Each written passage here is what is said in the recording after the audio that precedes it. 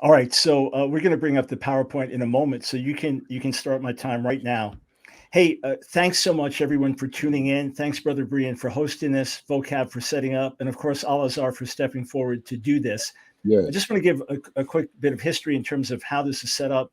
Uh, Here and there on my radio show, I talk about Hebrew Israelite issues, and I constantly be challenged in YouTube comments, why are you afraid to debate us? And I said, I'm not. I just need someone to debate. So I've said that for a few years. It has to be qualified so they can represent their position well. When Alazar stepped forward to do it, of course, very, very happy to do it. Now, I want to talk first to people on, quote, my side. Some of you might say, why are you debating this guy? Man, he's a street thug. Man, he's just dangerous, inflammatory, racist rhetoric. Well, for sure, I take very strong issue with some of the rhetoric that I've heard on the street from Alazar. I don't expect to hear that tonight. But the fact is, there are millions of people in America that seem to have similar sentiments. He's a recognized leader, and I absolutely know he came in prepared. So hear what he has to say and evaluate it based on facts and information. Now, there's some that might be on Alazar's side, and you're not going to listen to me because of the color of my skin. I mean, that's as dumb as being wheeled into an emergency ward and you decide to die rather than let a white doctor help you. So if skin color is going to get in the way of listening, then the devil's already won. So I've been introduced by Alazar very graciously as a PhD and a scholar and all of that. So hear me out, and then may truth triumph. That is the request. So just so you know, my overall position, absolutely, there are Black Jews and Hispanic Jews. I'm not debating that at all. I am saying that the 12 tribe chart itself is completely bogus, and that, yes, Ashkenazi Jews are among other Jews. Yes, they are legitimate Israelites. All right, so let's put the PowerPoint up, and I'll begin my presentation. There we go. All right, so what I'm going to do is first debunk a sample of the worst errors on the chart, and then we'll demonstrate that Ashkenazi Jews are authentic descendants of Israel. I'm fine with basing our debate on patrilineal descent, meaning we trace Israelite heritage through the father. I'm fine with that. I may have some related questions later on, but we'll proceed with the patrilineal argument. Now, as for the chart, it's flawed in many obvious ways, including sweeping generalizations, glaring omissions, including the omission of Mizrahi Jews, some of whom had a continuous documented presence in the Middle East for over 2,500 years, among others, and insupportable claims.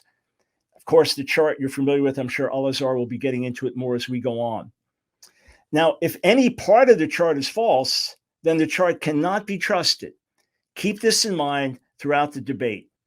And over the course of Alazar's presentation, listen carefully for factual, historically verifiable, conclusive evidence that connects the different groups of this chart to the specific tribes of Israel listed, not general alleged connections or highly suspect historical anecdotes or convoluted biblical interpretations, but clear, indisputable, historical, scriptural, and genetic connections to each specific tribe.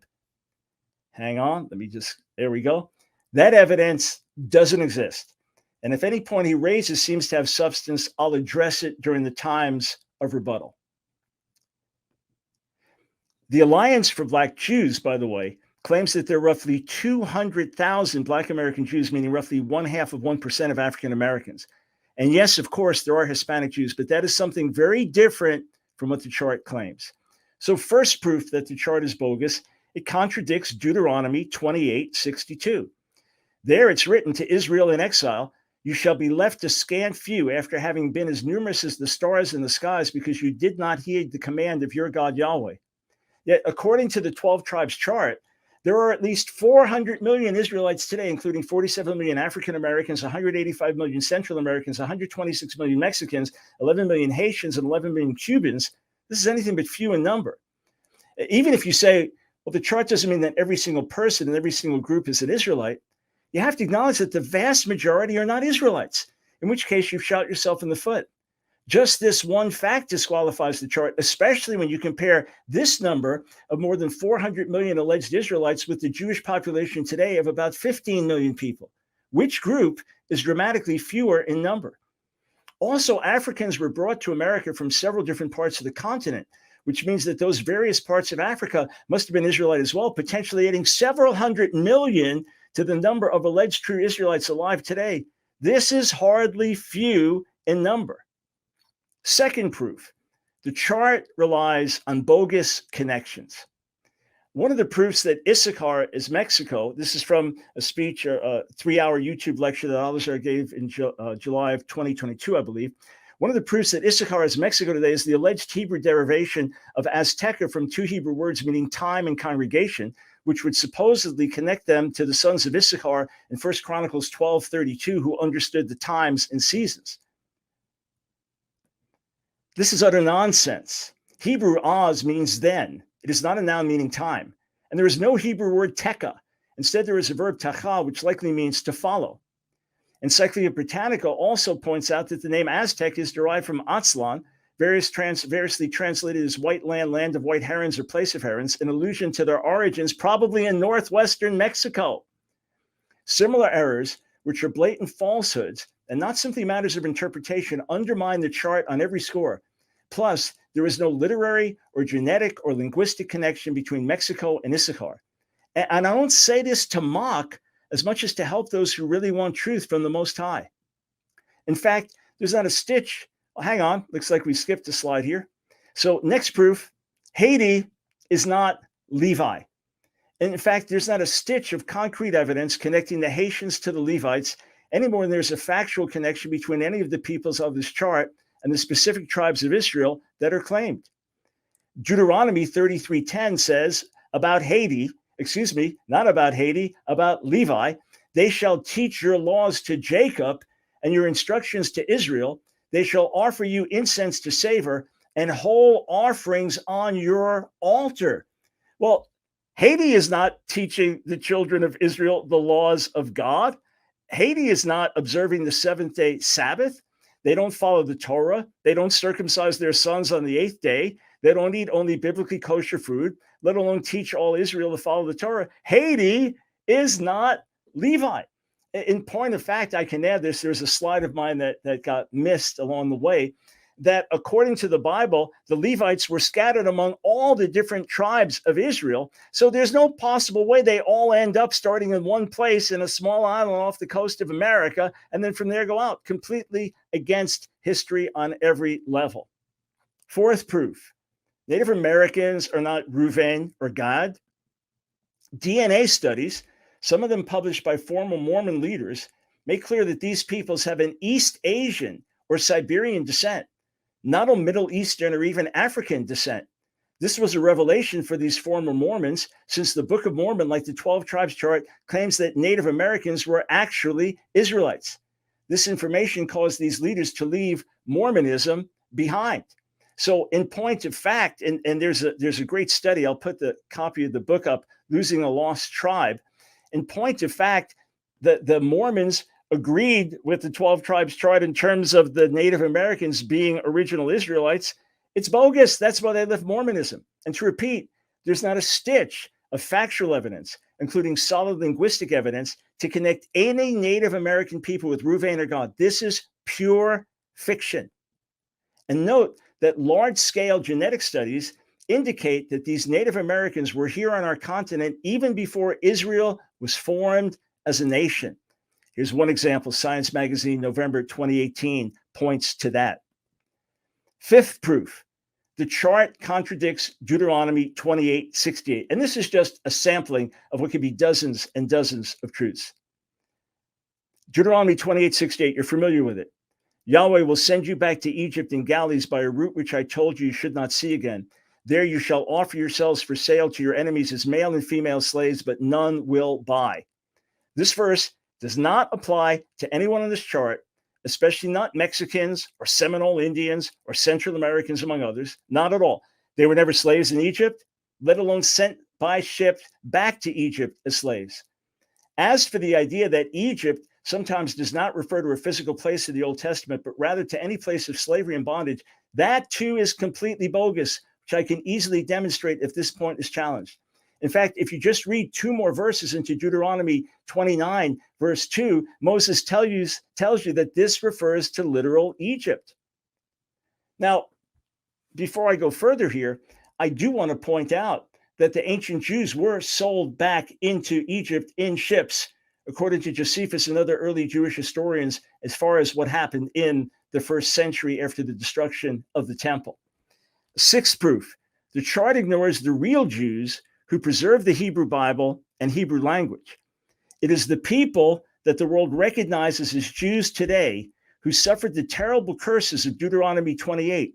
Not all the peoples listed on the chart who, to repeat, with rare exception, have no connection whatsoever to ancient Israel. This, of course, does not minimize for a second the horrible sufferings of African Americans or Native Americans in the past, nor does it deny that some African Americans descended from Israel. It is simply to point out who really fulfills the sad history of Deuteronomy 28.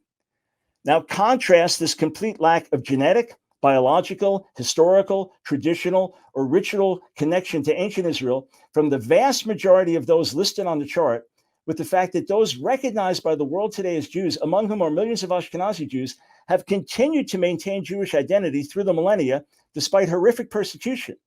They have been persecuted as Jews for more than 2,000 years and kicked out of countries because they are Jews. This is highly significant when you remember how difficult and unpopular it has been to be a Jew over the last 2,000 years. I can assure you that there were no blacks and Latino Hebrew Israelites standing on street corners in Nazi-controlled Europe shouting, "We are the real Jews."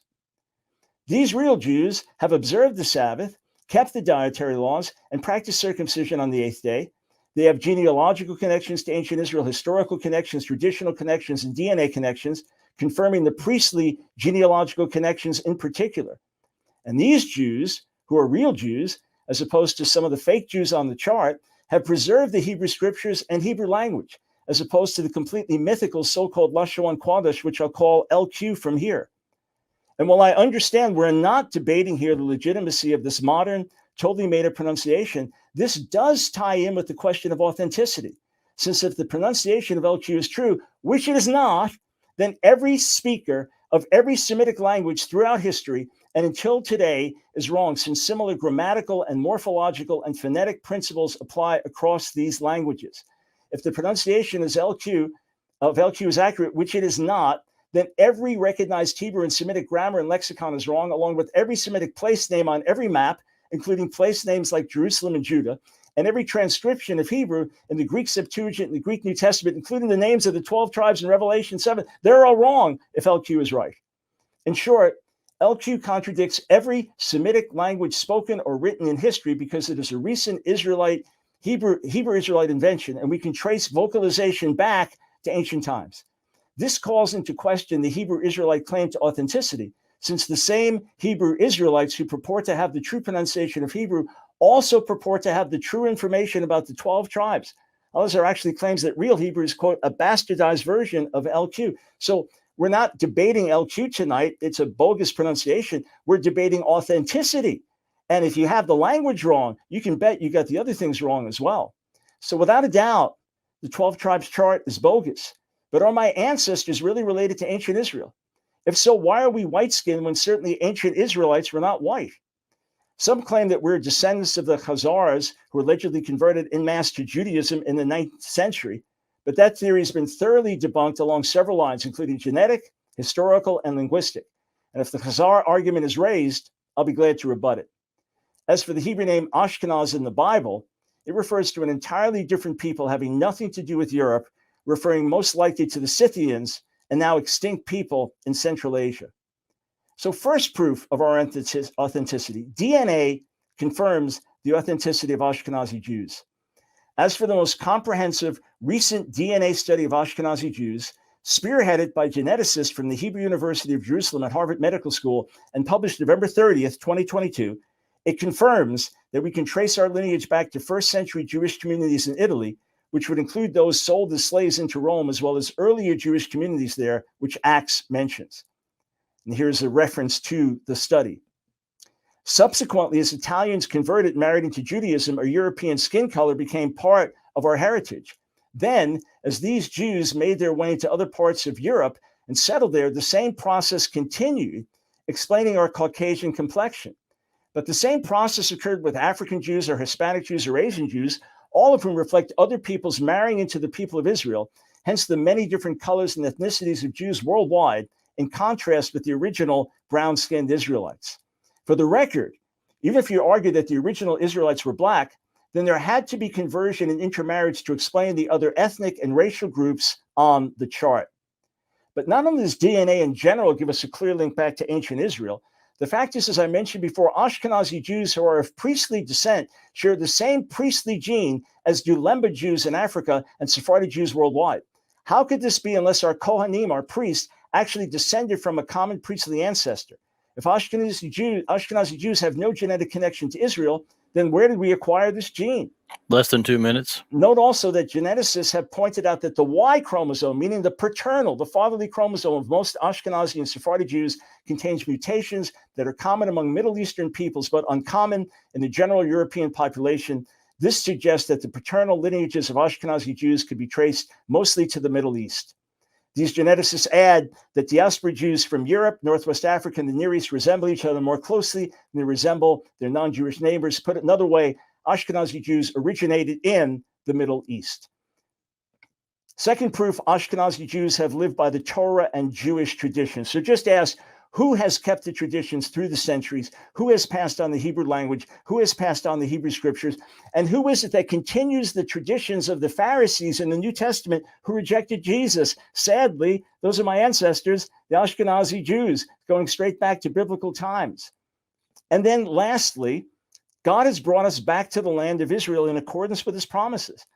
Yeshua made clear in Matthew 23 that a Jewish Jerusalem must welcome him back. So the question is, who is it that God brought back to Israel and controls Jerusalem today? It's Sephardi Jews and Ashkenazi Jews and Mizrahi Jews and Ethiopian Jews, among others. And as for the sufferings these Jewish people have endured, including Ashkenazi Jews, our pain is as great as the pain of any people through history. So I could expand on all these points at great length, along with expose more of the fallacies of the chart. Listen carefully to Al-Azhar. Listen for concrete, clear, undeniable proof. And anything that raises a question, I will address it in the rebuttal. Thank you for your time and your attention. About 3 seconds left. Perfect. Thank you, Dr. Brown, for your opening statement. Brother Berean, if you are able to make me a moderator, because there's almost 3,000. 2,998 specifically. It just jumped to 3,000. There's 3,000 plus people watching. And I see some people doing the kind of comments we're not trying to do, talking about people's physical appearance and all of that. And I'm trying to block those people, time them out. So if you could please do that. All right. We're going to move on to Al-Azhar. We're going to bring up that PowerPoint as well. Al-Azhar, once you begin speaking, that's when I start the timer, and not until then. But once he does, it is 17 minutes. Just like Dr. Brown, I will give you a 2-minute warning as well. I believe that is all that needs to be said. This is the second opening statement by GRLA Hebrew, Al-Azhar, and he has 17 minutes. The floor is yours. Real quick, I'm going to press play. I just want to make sure that everything is looking right when I do that. You got control? Is it working? Yeah, hold on. I just want to, it's moving too fast. Hold on. It's good now? You can see? Okay, I'm just making sure. Okay, cool. I'm good to go. Okay, I'm going to start the timer when you start speaking. And again, Berean, I'm going to drop a comment. Give me that control. I'm muting myself. Go ahead. All right, first and foremost, I want to give all praises, all honor, and all glory to the God of Abraham, the God of Isaac, and the God of Jacob, whose name in the Hebrew is Yahweh. Right, I do so in the name of his only begotten Son, who the world knows as Jesus Christ, whose name in the ancient Hebrew is Yahweh Shai. I'm Chief Priest Al-Azhar Ben-Loic at the GRLA Hebrew. I'm just a high school dropout, convicted felon, street thug, and I just kind of want to walk y'all through some stuff tonight. So, who are the legit children of Israel? Right, that's the nice question. First and foremost, I want to take you guys here to Revelations 2:9, right? And it reads, I know thy works and tribulation and poverty, but thou art rich. And I know the blasphemy of them, which say they are Jews and are not, but are the synagogue of Satan. Somebody is perpetrating a fraud. Somebody is going around saying they are Jews and are not. And I like to take this into consideration, Romans 3:4. God forbid, yea, let God be true, but every man a liar. Tonight, we are going to let the word of God be the final authority on who, in fact, is the true Jew and who is the synagogue of Satan. Right? Isaiah 8:20. Look to God's instructions and teachings. People who contradict his word are completely in the dark. So after we take a look at all of this evidence for who is the legit children of Israel, the 12 tribes chart of the Ashkenazi Jews, right? Whoever's identity contradicts the word of God, that's the people who are in the dark, right? So again, I want to reiterate tonight's topic, right? And that is, who are the legit children of Israel? Legit, of course, is short for legitimate. Legitimate means conforming to the law or to rules. It's important, right? So, and who are the children of Israel? Let's define that. Israel is a man who was originally named Jacob. This is a debate about who is legitimately his child, children, or offspring. This is not about who was allowed to convert to Judaism. I want to make that clear.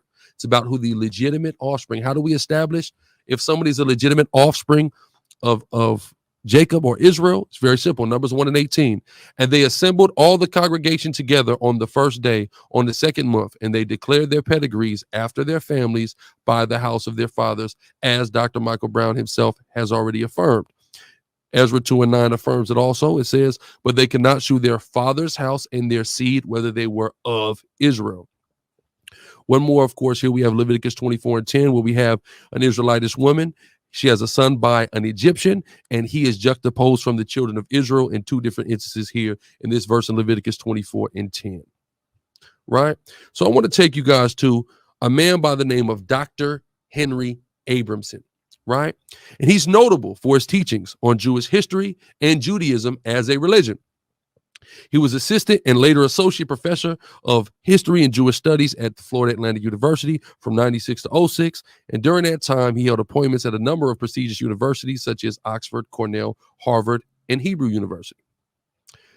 He received his PhD in history from the University of Toronto. Dr. Michael Brown has even recently referenced his work on his Line of Fire show to assist a caller in understanding Jews in the diaspora, right? So he's a very qualified man and somebody who Dr. Michael Brown recognizes as credible, right? When describing the founding and genetic bottleneck event for the Ashkenazi Jews, he names the Kalanimus family as the nucleus thereof. Sometime around the year 800 CE, a small group of Jews, he says, left northern Italy. The Kalanimus family, for example, they made their way to the Rhineland in contemporary Germany. Those people formed the nucleus of Ashkenazi Jewry. So according to Dr. Henry Abramson, this Kalanimus family is a former of the nucleus of Ashkenazi Jewry. And this, coincidentally enough, is a symbol of the Kalanimus family, which is an eagle. Right? Now, let's go to the Jewish Virtual Library and see what they had to say about the Kalanimus family. The Kalanimus, one of the most eminent Jewish families in Germany, which flourished from the 9th to 13th century, especially in the cities near the Rhine. Among its members were numerous rabbis, preachers, poets, teachers, authors, moralists, and theologians. And most of the prominent communal leaders of this period came from its ranks. The origin of that family go back to the 8th century Italy. Notice it's Italy they go back to, not Israel, Italy. Although the name Kalanimus appeared in Talmudic literature, the father of Onkelos, the great translator of the Bible, was, according to Avdah Zarah 11a, called Kalanimus. So we're tracking this history of this Kalanimus family, right? So they reference the oldest Kalanimus member who's referenced in Talmudic literature. So let's go to this Talmudic literature and read what it says about the origins of this Kalanimus family. The Gemara mentions other Romans who converted to Judaism. It relates Onkelos bar Kalanimus converted to Judaism. So according to Dr. Henry Abramson, the Jewish Virtual Library, and the Talmud, the Ashkenazi Jews were founded by a family of Italian Roman converts. They cannot be the legit children of Israel. They can't, right? So this is who I am saying is the legit children of Israel. And it's very clear through some of the things said in Dr. Brown's opening round that he doesn't actually understand the claims being made here. At no point are we claiming that this is the absolute for all of the Israelites in the world. At no point, right? But this is the people who we believe are affected here in the Americas and are Israelites in the Americas. This doesn't count for any other parts of the world, but we do emphatically take the stance that the Ashkenazi Jews are not Israelites, right? So again, Judah, the African Americans, Benjamin, the Commonwealth and Dutch Caribbean, Levi, the Haitians, Simeon, Dominicans, Zebulun, the Central Americans, Ephraim, Puerto Ricans, Manasseh, Cubans, Gad, Native Americans, Reuben, Seminole Indians, Naphtali, indigenous Argentinian and Chileans, Asher, Native Colombian and Uruguayans, Issachar, Mexicans. Right? Dr. Brown affirms, as he's already said, that the Israelites of antiquity were not white. There was not a single white Jew until roughly the 8th century AD. And the Igbo of Nigeria have a valid claim to Israelite descent, which basically is a virtual forfeiture of this debate. I'll explain later, right? He also just today said there's no doubt that there are both black and Hispanic Jews, also a virtual forfeiture, right? He also says the Israelites were not white, but they were also not black, but brown. But if you take a look at our chart here, which I in this version of the chart that I cultivated, Spirit got on me to cultivate, all praise to the Most High for it, and that he already referenced. If you pay attention, the median color of this chart is brown. So this actually also validates our stance, right? Moving on. Let's go back to the Igbo, though, because he said the Igbo have a valid claim to being Israelites. The Igbo became one of the principal ethnic groups to be enslaved during the Atlantic slave trade. So one of the greatest ethnic groups that is a contributor to the Atlantic slave trade are the Igbo, and they make up for a large deal, especially the majority of African Americans are of Igbo descent, right? Now, according to the foundational narratives taken from Igbo oral tradition, they say that some Jews left Judah in the periods of the destruction of the first and second temples and migrated to Nigeria. So this means that according to their oral traditions, they are of the southern kingdom, exactly who we say they are. So the Igbo maintained that they were of the southern kingdom, and they were a great contributor to the slaves that were brought over here to the United States of America and the Caribbean, which would explain why we say Judah, Benjamin, and Levi, right, according to tradition and genetics, are the tribes that are the so-called black tribes, the ones that were brought over here from West Africa, right? So there's traditions and genetics, things that he says we didn't have that substantiate that. But wait, there's more, right? It's Ezekiel 4:5-6. I want to go into some biblical prophecy here, and again, let the word of God speak to really identify us and disqualify the Ashkenazim from, of course, being the legitimate children of Israel, right? I have assigned you the same number of days as the years of their sin. So for 390 days, you will bear the sin of the people of Israel. After you have finished this, lie down again, this time on your right side, and bear the sin of the people of Judah. I have assigned you 40 days, a day for each year. So the Most High God has the prophet Ezekiel lay on each of his sides to represent a judgment for the sins of Israel that will happen, right? One for 390 days, the other for 40 days. We take 390, we add 40, we have 430. So this represents 430 consecutive years of a specific judgment for the transgressions of the nation of Israel, right? Now, coincidentally enough, in the 1440s, we see the start of the European slave trade in Africa. And in the 1870s, we see the importation of slaves from Africa coming to an end in the Americas, the Atlantic slave trade, right? So if we take 1870, we minus it by 1440, we get 430 years of that judgment that God pronounced on the nation of Israel. And this, of course, affected all the people on the chart, right? Because not only did you have West Africans kidnapped and taken from West Africa and brought over here, you had Taino Indians that were shipped to Spain. You had Native Americans of the Pequot tribe of New England taken and shipped down to Cuba. You had Mayans shipped down to Cuba, et cetera, et cetera. So this affected all people, so-called Black, Hispanic, and Native Indian, collectively for 430 years. I would love for Dr. Brown tonight to demonstrate us a 430-year type of judgment that his people, the Ashkenazim, experienced. Moving on. Isaiah 42:22, it reads, but his people, right, God's people, have been robbed and plundered, enslaved, imprisoned, and trapped.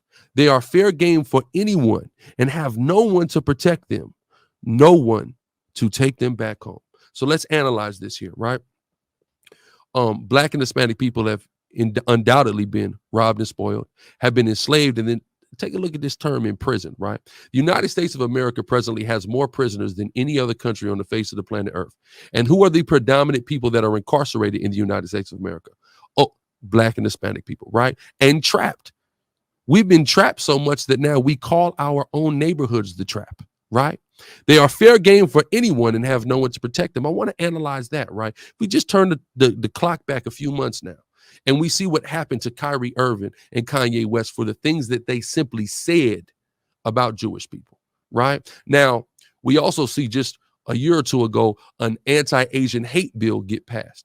But Black and Hispanic and Native Indian people have seen more hatred, more oppression, more violence than any other group of people on the soils of America, yet there has never been a bill specifically passed to protect us. Why? Because as the Bible says, we don't have anyone to protect us. And here's the key: no one to take them back home. In 1948, the Ashkenazi Jews apparently got taken back home. But according to prophecy, no one is supposed to take you back home, right? That goes back to, remember what I said, Isaiah 8:20, whoever's identity contradicts the word of God, that's who is in darkness. I think that's being very clearly illustrated and demonstrated before you now.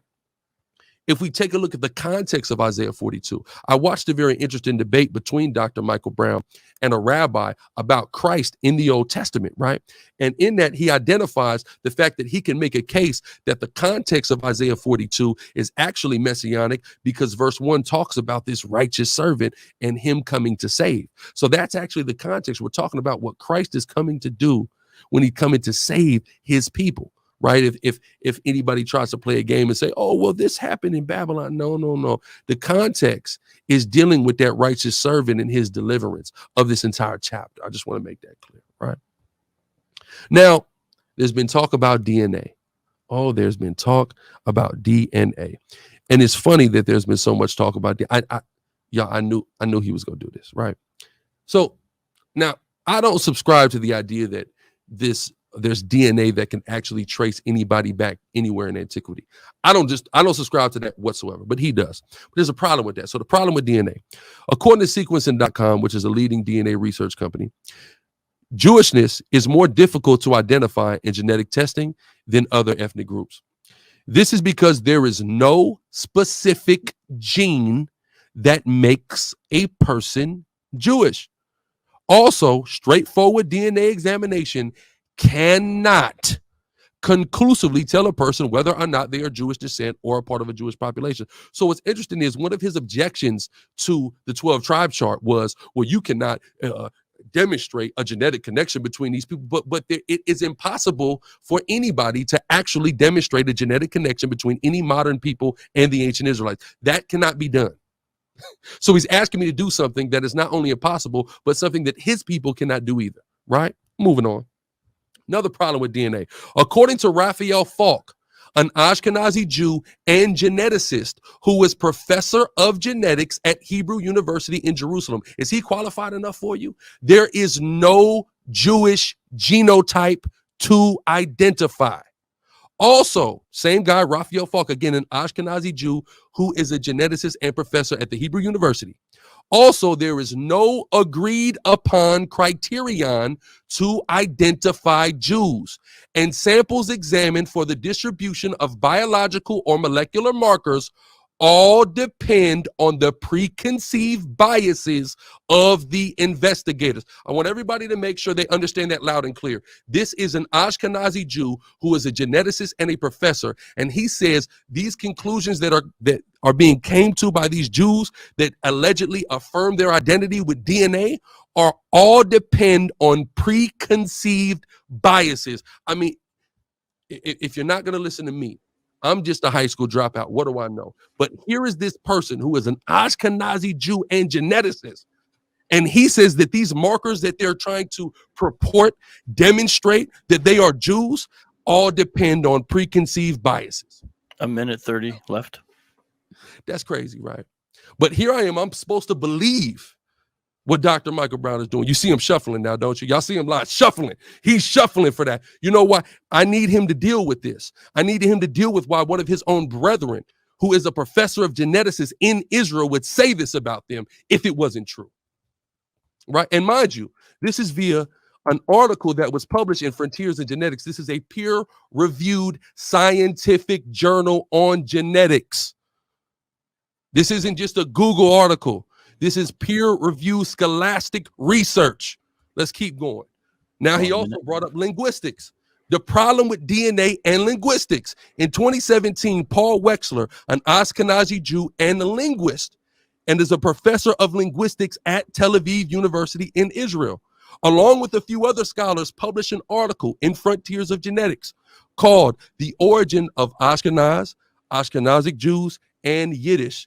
They came to some interesting conclusions with their findings, right? So again, here is an Ashkenazi Jew who is a linguist and a professor at another prestigious university in the country of Israel, right? And he did a genetic and linguistic test. Remember, because Dr. Michael Brown also utilizes linguistics as evidence to validate the legitimacy of Ashkenazi Jews as children of Israel.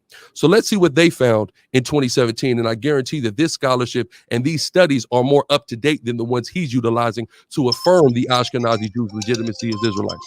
That is time. That has been 17 minutes on the dot. All right. Thank you very much. Did I get my 2-minute warning? Yeah. We put on the screen. I said it in the mic too. My fault. I was trying to. I did it when you took a pause, so I said 1.5 minutes because I don't think you saw me when I did that. But yeah. Okay, so there we go. Thank you, Alazar. I appreciate that very much. We're all set. And Brother Berean, I'm still not a mod. You got to do it on YouTube. You click on the 3 little dots on the side of my name on YouTube, not on StreamYard. But debate's going excellent so far. I'm very pleased with how many people we got here. Thank you again to Brother Berean for holding this down and making this happen. Okay, we are going to enter into the first rebuttal. The way rebuttals are supposed to work, it's not supposed to be introduction of new information. It is supposed to be a response follow-up to what has been presented thus far. That's the way rebuttals are supposed to work. So we have 2 of these back to back. Of course, Dr. Brown goes first, Alazar goes second. And so it's 20 minutes total, 10 minutes each. So Dr. Brown, are you ready for your 10-minute rebuttal? Just a minute. Let me set this timer. I got to change it from 17 to 10. I'm going to start as soon as you start speaking, and then I will mute myself. Go ahead. It's your first rebuttal. All right, boy, I'm really disappointed. It even gets into personal attacks. You see him shuffle. Alazar, I thought you were going to step higher than that. I encourage you to do so, because all it does is disqualify your position. I conceded nothing, forfeited nothing. And in point of fact, some of the points you make are bizarre beyond belief. Let's start with Harry Abramson. You completely misrepresented what he said. He did not say that the Jews go back to Onkelos, a convert, and the source from Jewish Virtual Library didn't say that either. He said things can be traced back to Colonibus in Italy. And then if you look to Harry Abramson in his most recent videos, you know that he says that the most recent major studies just from the end of last year, so absolutely up to date, have been released. All right. And this is by a large team of geneticists. They have said, yes, we can trace these people back to Italy in the 1st century, and then we can trace them genetically back to ancient Middle Eastern people.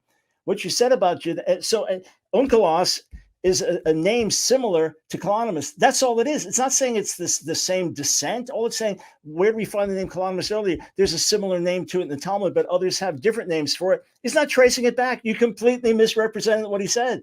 Folks, check the sources. And you want to see if Harry Abramson agrees with all this, or actually absolutely not. And by the way, when I said Hebrew Israelites, I'm talking about the One West, those in the 90s identified actually as Black Hebrew Israelites. Just for clarity, I'm not speaking of all Hebrew Israelites, because I know many of you have the sense to completely reject the bogus chart. I didn't mention the Igbos specifically, but remember, if what you're saying is true, if what Alazar is saying is true, then the chart cannot possibly refer to legitimate children of Israel, because God said you'll be left scant, few in number. All right, not 400, 500, 600 million, whatever the total number would be. That alone disqualifies it. Absolutely 100%. Let's hear a specific response to that. Also, oral traditions were mentioned, right? Like the Lemba people. They're in South Africa now, Bantu-speaking background Lemba people. They had a tradition that they came from ancient Israel, and the Buba clan, particularly among them, that they were of priestly descent. And here's what DNA found. DNA found that a large percentage of their men, because it is paternal, is through the father that priestly descent is made, that a large percentage of the men had this Y chromosome that was unique. And they also did a survey of Jews who, through tradition of the centuries, have said, yes, last name of Cohen, things like that. They traced themselves back to the ancient priestly tribe and priestly family of Aaron. And when you actually go through it, what do you discover? That over 50% of Ashkenazi Jews and Sephardi Jews who identified as Kohanim have the same priestly gene as do the Lemba people. How does that happen? Because genetics can tell you certain things very, very clearly and can point to common origins in the Middle East. Again, you want a list of geneticists. This is the list I was looking for. This is on the most recent study, some of the premier geneticists in the world. I can put it up for you. It's too much just to grab in 1 second and take me all day to read it. Some of the most prestigious folks in the world have said, yes, we can trace Jews back very accurately now, Ashkenazi Jews very accurately, to an ancient Middle Eastern heritage. Here's the other thing DNA can tell you, that the Ashkenazi Jews have things in common with other Middle Eastern Jews as opposed to with other Europeans on a higher level. Genetics can tell you that. So what genetics can tell you is very important. As for linguistics, the Hebrew language has been passed on through the centuries. The Mexicans have not been using it. The Haitians have not been using it. The Native Americans have not been using it. That's not who's been using it. The people who've been using it know how it's pronounced, know how it's been passed on. You have a completely butchered, manufactured version of Hebrew that is being used, LQ, right? Completely bogus. You can't even, how can you trust the people who can't even pronounce the language or come near a proper pronunciation of it, can't even recognize a mater lectionis, a mother of reading, a vowel letter, and make it into a consonant? How can you trust them to have other authentic truths? The fact is, there is nothing to connect the peoples of these specific tribes, zero, except some bizarre taking a verse out of context to connect them to anybody on the 12 tribes chart. Let me go back to the PowerPoint if I can. Can we put that back up, sir? Just give me a second while, Brother Berean, could you get my PowerPoint back up? Are we able to put the PowerPoint back up? Are we able to put the PowerPoint back up? Okay. Well, tell you what, give me just a couple extra seconds because we didn't get that. I'll just go back I'll pause for 10 seconds. Their time. All right. So, all right, we're good. I'll just read these things. I'll just read these things myself then. So Dr. Paul Wexler and some other Tel Aviv University professors were mentioned. Their views have been thoroughly discredited by a wide range of scholars, and that is commonly known. So the idea that Ashkenazi Jews are actually converts of the Khazars, which is another theory that comes up. At most, a small amount of them may have converted Khazars, and then they've been lost through history. 2 centuries later, the Spanish Jewish rabbi Chasdai Ibn Shaprut sent emissaries to inquire if the story was true.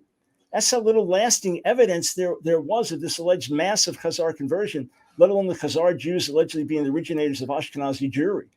And it should also be pointed out that the Khazar kingdom appears to have been destroyed by 1000 AD with no mention of Jews in that region after that for 400 years. And then linguistically, there is absolutely no linguistic connection between the Khazarian people who spoke a Turkic language, which is what Dr. Paul Wexler was trying to argue, and Ashkenazi Jews whose first language, Yiddish, is very close to German. The Yiddish linguist and onomastic expert, Dr. Alexander Bieder, has stated the corpus of personal names and surnames borne by Jews in Eastern Europe during the last 6 centuries, as well as the Yiddish language as a whole, do not contain any link to Khazaria. Check the scholarly literature on it. Dr. Bieder has followed, not Dr. Wexler. And as for linguistic refutation, in the Jewish communities of Eastern Europe over the past 6 centuries, not a single Turkic name can be found in documents listing Jewish names. Even in documents from the 15th and 16th centuries dealing with Jews who lived in the territories of modern Ukraine and Belarus, no such names. And there is no connection genetically between Ashkenazi Jewish DNA, and Turkic, Khazarian DNA.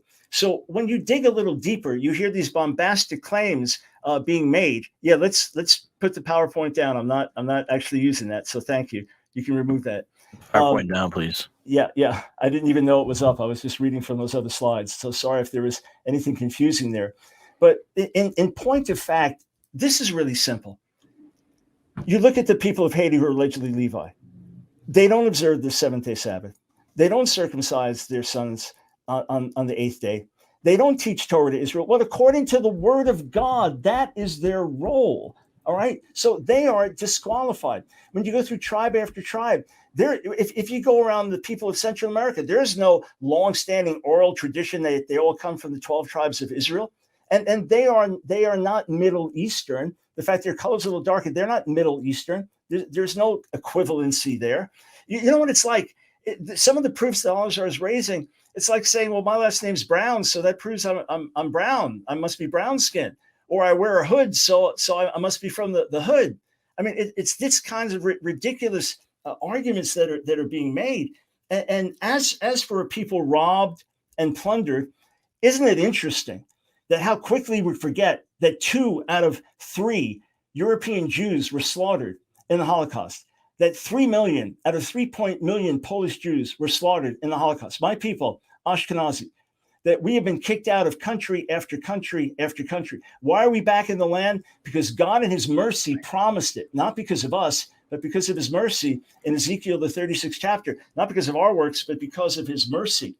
And hate crimes. Are you aware that religious hate crimes in America, the number one targeted group is Jewish people? And you know what causes a lot of it? The kind of rhetoric that we hear in some of these radical Hebrew Israelite sectors. A minute it's 30. Traced back directly to these very things on social media and beyond. Let me also say, as for Ezekiel, it's very simple. He was to lay on his side 1 day each for the sins and iniquity of Israel, 390 years for Israel. So this is Israel's sin. He lays on his side for 390 days because of Israel's sin in the past, and Judah's sin 40 days. So the 40 years of their sin. Read it, Ezekiel 4. It's not a prophecy about the suffering of African Americans in the United States. It's not related to that anymore. And if you want to find the people on the earth right now, the most robbed, the most plundered, the most attacked, that would be Christians in countries like Nigeria, where they're persecuted by the Muslim majority, or Christians in countries like North Korea, where they're slaughtered. You can't just say, well, because this fits, then we throw out the rest of history, we throw out the rest of tradition, we throw out DNA, we throw out genetics, we throw out all of that because a verse seems to apply to somebody somewhere. You can't do that. There's nothing scholastic, academic, truthful, accurate about it whatsoever.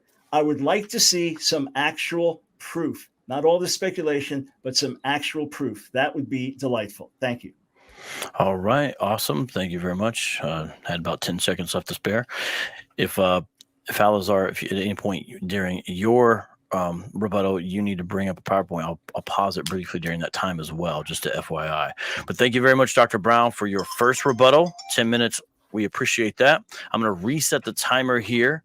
And Brother Berean, I don't know if you're able to, but if you can, we really need to make this live chat on slow mode. Whoever has access internally to your YouTube platform, you should make it on slow mode. It makes it where you can make limited comments, and so we'll be able to read them because there's so many people here in the live chat. It's very difficult to actually read any comment. And so at the end during the Q&A, we're going to need to ask people to refrain from actually asking question or commenting unless they're asking a question, because there's so many comments coming at you. I'm talking about at the end now. Anyways, we're going to move on now to the first rebuttal, which is the second one here, because Al-Azhar has not went yet. You have 10 minutes, and when you begin speaking, I will start the timer and mute my microphone. The floor is yours. All right, again, I want to give all praise, honor, and glory to Yahweh Ba'ashem Yahweh Shai. Wow. So where do I start? I personally, as a Haitian, I feel attacked. So he's saying that because Haitians don't teach the law, that means that we can't be the Levites. But he affirmed that the Limbo were Levites based off of DNA. But according to a book called The Black Jews of Africa, History, Religion, and Identity, most Limbo are members of Christian churches, but some who live in Zimbabwe are Muslims. So that means that most Limbo are not teaching the people the laws either. So would that then disqualify them, according to his logic, from being Levites? See, but here's the thing. According to the Bible, the Levites in the last days would not be teaching the law. So let's read this. Ezekiel 44 and starting at 10. And the Levites that are gone away from me when Israel went astray, which went astray from me after their idols, they shall even bear their iniquity. On top of that, admittedly, the majority of Jewry is secular. So that means the majority of people who would be Kohanim do not teach Israel their laws either. Would that then disqualify them? Do we see how problematic and contradictory the logic of Dr. Michael Brown is here? He also said a couple other very interesting things. He said he did not mention Igbo particularly. Well, yes, you did. In a video on your channel called Has the World Gone Crazy 10 years ago, I mean, not 10 years ago, 10 days ago, you affirmed the legitimacy of the Igbo's claim to Israelite descent, right? Moving on. He also said, yeah, so he also talked about the tradition and as if the tradition validates them. But in his book, The 60 Questions, right? 60 questions, I think, to ask, or 60 questions for a Jewish man about Jesus, something to that effect. Forgive me if I'm misquoting the title of his book. But on page 96, he affirms that many Israelites, in fact, lost their identity. So the keeping of the traditions does not validate or invalidate anybody from being an Israelite, right? He also went to Deuteronomy 28 and 62 and said, because there's so many black and Hispanic people, that means we can't be Israelites. Well, let's read Hosea 1 and 10. It reads, yet the number of the children of Israel shall be as the sand of the sea, which cannot be measured nor numbered. So yes, at a time there might have been a small remnant, but he and I both know that Deuteronomy 28 happens cyclically, and not every single curse applies at every single time and instance. Like every time Israel went under curses, the 68th verse, they didn't always go into slavery on ships to Egypt. Now, did they? Now, he says that in order for us to be Israelites, Deuteronomy 28 and 68 would have to be contradicted. I need him to demonstrate when the Ashkenazi Jews fulfilled Deuteronomy 28 and 68. And if I follow your logic, that means that you guys can't be Jews either now. But how silly is that? Because we all know that at different times, different sectors of those curses are susceptible to befall the Israelites anytime they're backslidden or in iniquity, right? And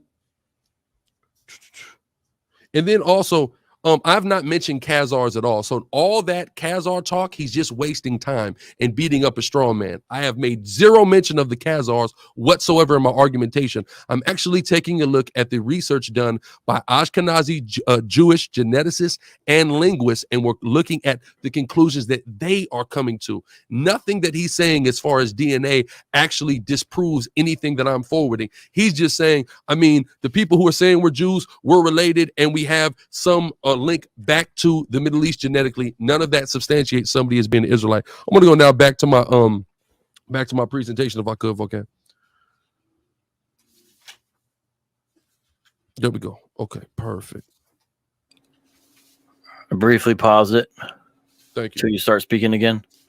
All right, I'm ready. Yeah, so let's go into Paul Wexler, an Ashkenazi Jewish linguist, and let's take a look at a professor of linguistics at Tel Aviv University. Let's take a look at what he had to say, right? Recently, the geographical origins of Ashkenazi Jews and their native language Yiddish were investigated by applying the geographic population structure to a cohort of exclusively Yiddish-speaking and multilingual Ashkenazi Jews.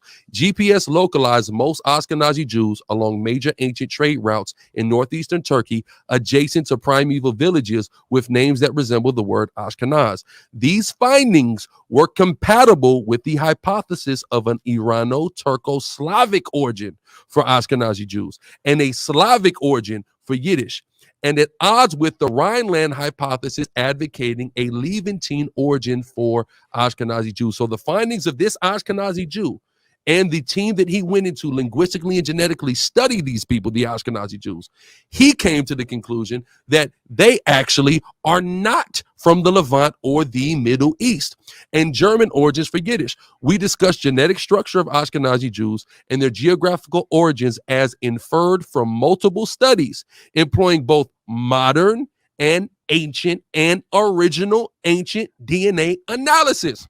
We provide additional validation to the non-Levantine or non-Middle Eastern origin of Ashkenazi Jews using ancient DNA from the Near East and Levant. So they went and got Middle Eastern ancient DNA, and it disqualified the Ashkenazi Jews from that being their place of origin. This is an Ashkenazi Jew himself, again, who is a professor of linguistics at Tel Aviv University, right?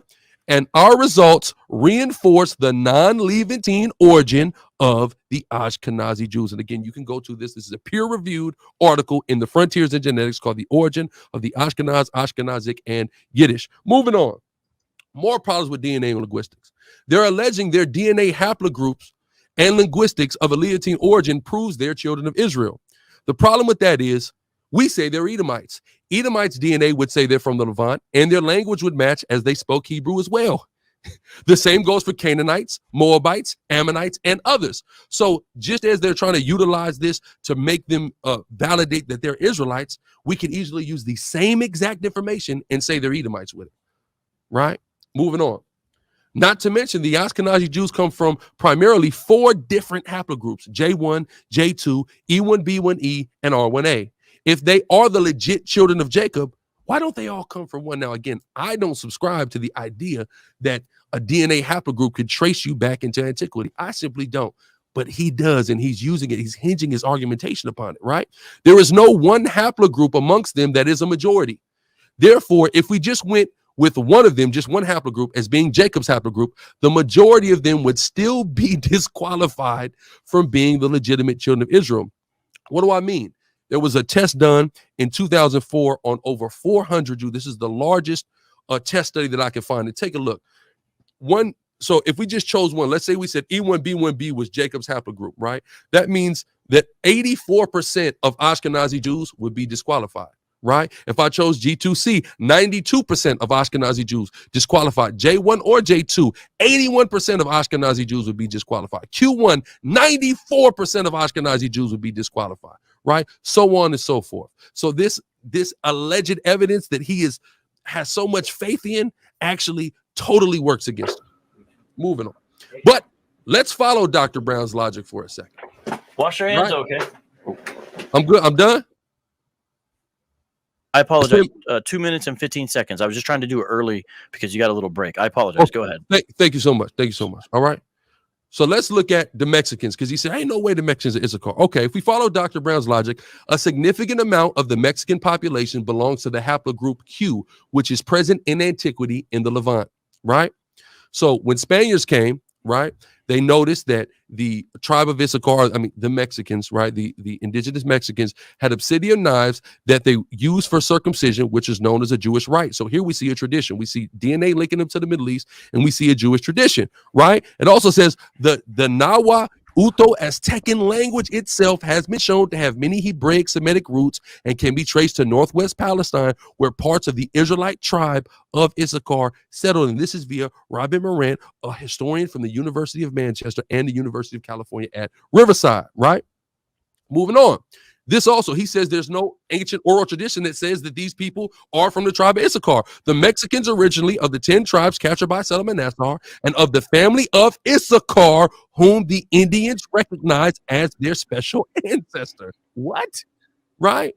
So if we follow Dr. Brown's logic, we have genetic and linguistic evidence coupled with tradition that ties Mexican people to the tribe of Issachar. We also have a city in Mexico called Issachar de Matamoros, in southwestern part of Mexican state of Puebla. Puebla is Spanish for village. So basically, this place is called the village of Issachar. So that checks off the tribe of Issachar by all the standards in which Dr. Michael Brown told me to do, and it proves them and it links them directly to him genetically, traditionally, and linguistically.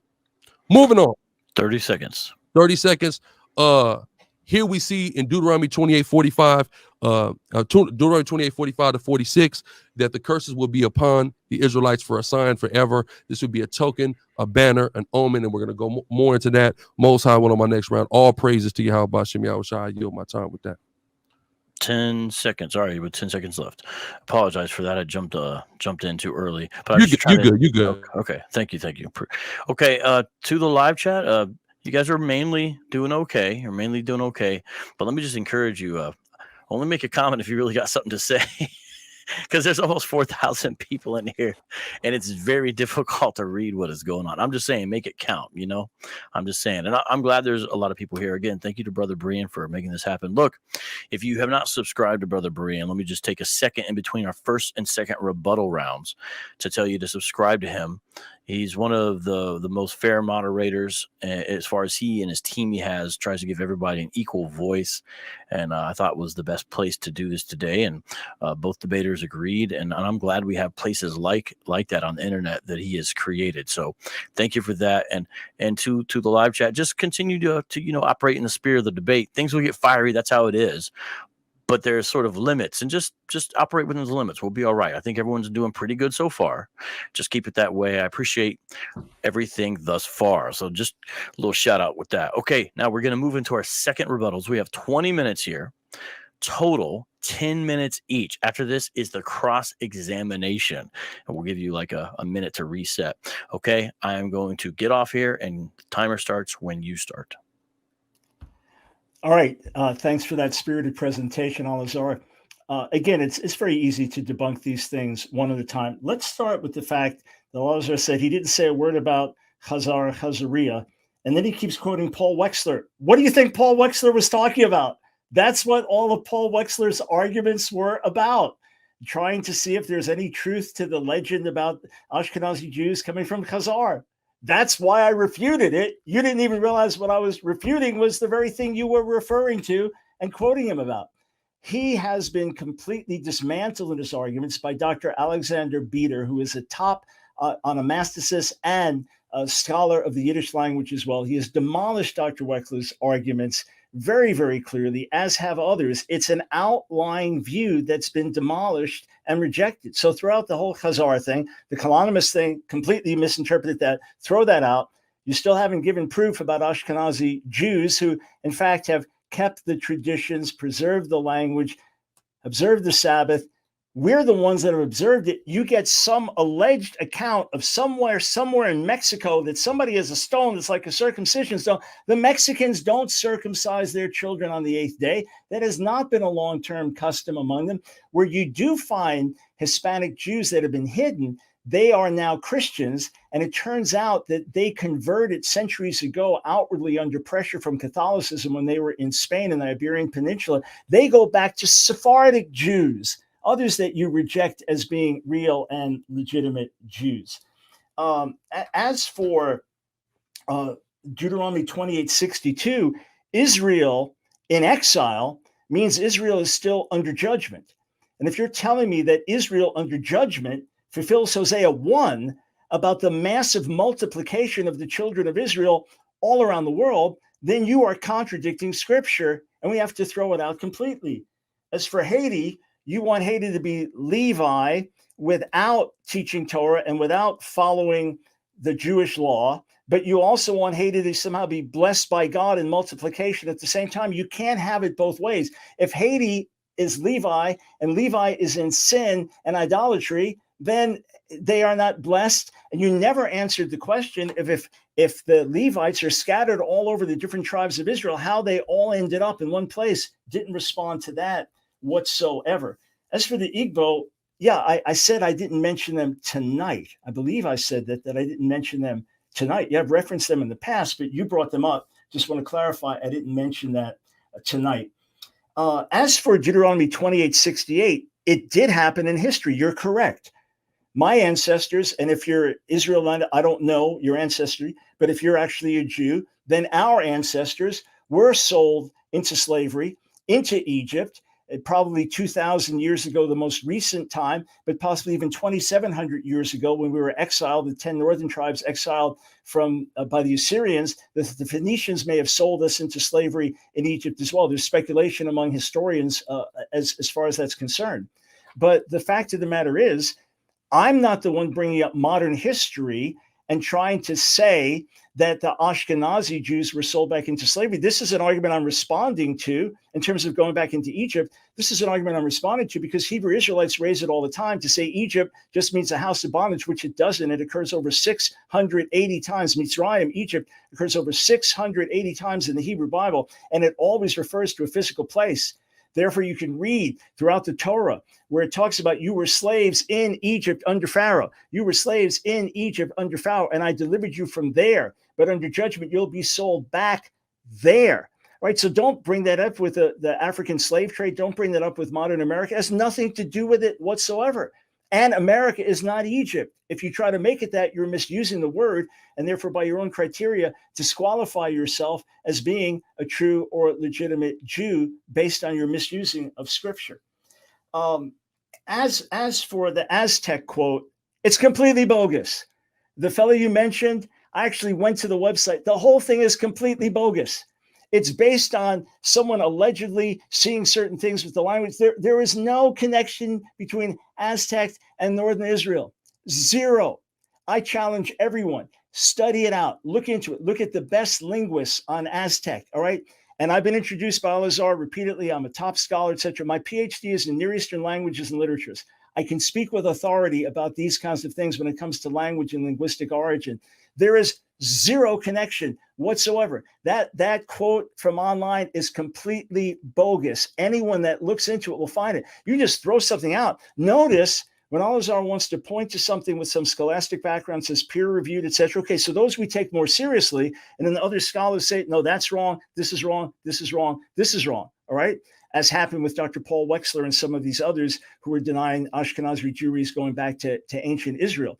But these internet sources that are just thrown up for you, utterly, completely bogus. If you get all excited about these things and say, we proved our point, I truly and genuinely and honestly pity you. What I find fascinating is Al-Azhar says he's Haitian and he feels attacked by my rejecting the idea that Haitians are Levi. And again, we got zero proof. To this moment, we have zero proof whatsoever for a single person on the chart connecting back to a specific tribe in ancient Israel in any specific way. And if you will look into Mexican DNA, the original Mexican people, you will find there is not any type of strong Middle Eastern connection. Do the research, search it out. You'll find it without fail. But we still have zero proof supplied. And here's what you have to ask yourself. It's been very difficult to be a Jew in history. We've been put out of Christian countries. We've been put out of Muslim countries. You know, Americans know in 1492, Columbus sailed the ocean blue. Jews know in 1492, all non-baptized Jews were kicked out of Spain. And we had been there at least from the 2nd century of this era on, from archaeological evidence telling us that. That also reminds us that there's a history. You can go back, read histories of the Jewish people, and you don't have gaps of hundreds and thousands of years because these things can be traced back. There was an alleged Hebrew inscription in America. The thing was completely bogus and likely a forgery from the 1930s. But what's really interesting is that one scholar, one professor, Kenneth Felder, an archaeologist, said, you don't just leave an inscription. There's archaeology. There's evidence of people being in a place over the centuries. There's evidence of Jewish people being in places over the centuries. And we have the literature that's been passed down from generation to generation to generation. Yes, it's true that the majority of Jews today are fairly secular and not religious, and they will ultimately assimilate over the years. The ones that continue through the generations have been the ones who have been observant and follow the traditions, even when it costs them their lives. And remember, according to Genesis 17, that unless your sons were circumcised on the 8th day, they would be cut off from Israel, cut off from his people. This is what God said, Genesis 17. So if Al-Azhar was not circumcised on the 8th day, or his father was not, then they're cut off. They're no longer having Israelite heritage. That's the word. That's the Torah. That's scripture. That's what's written. All right. So it's amazing to me that you have a people who have preserved the Hebrew Bible through the centuries. You have a people who have preserved the Hebrew language through the centuries.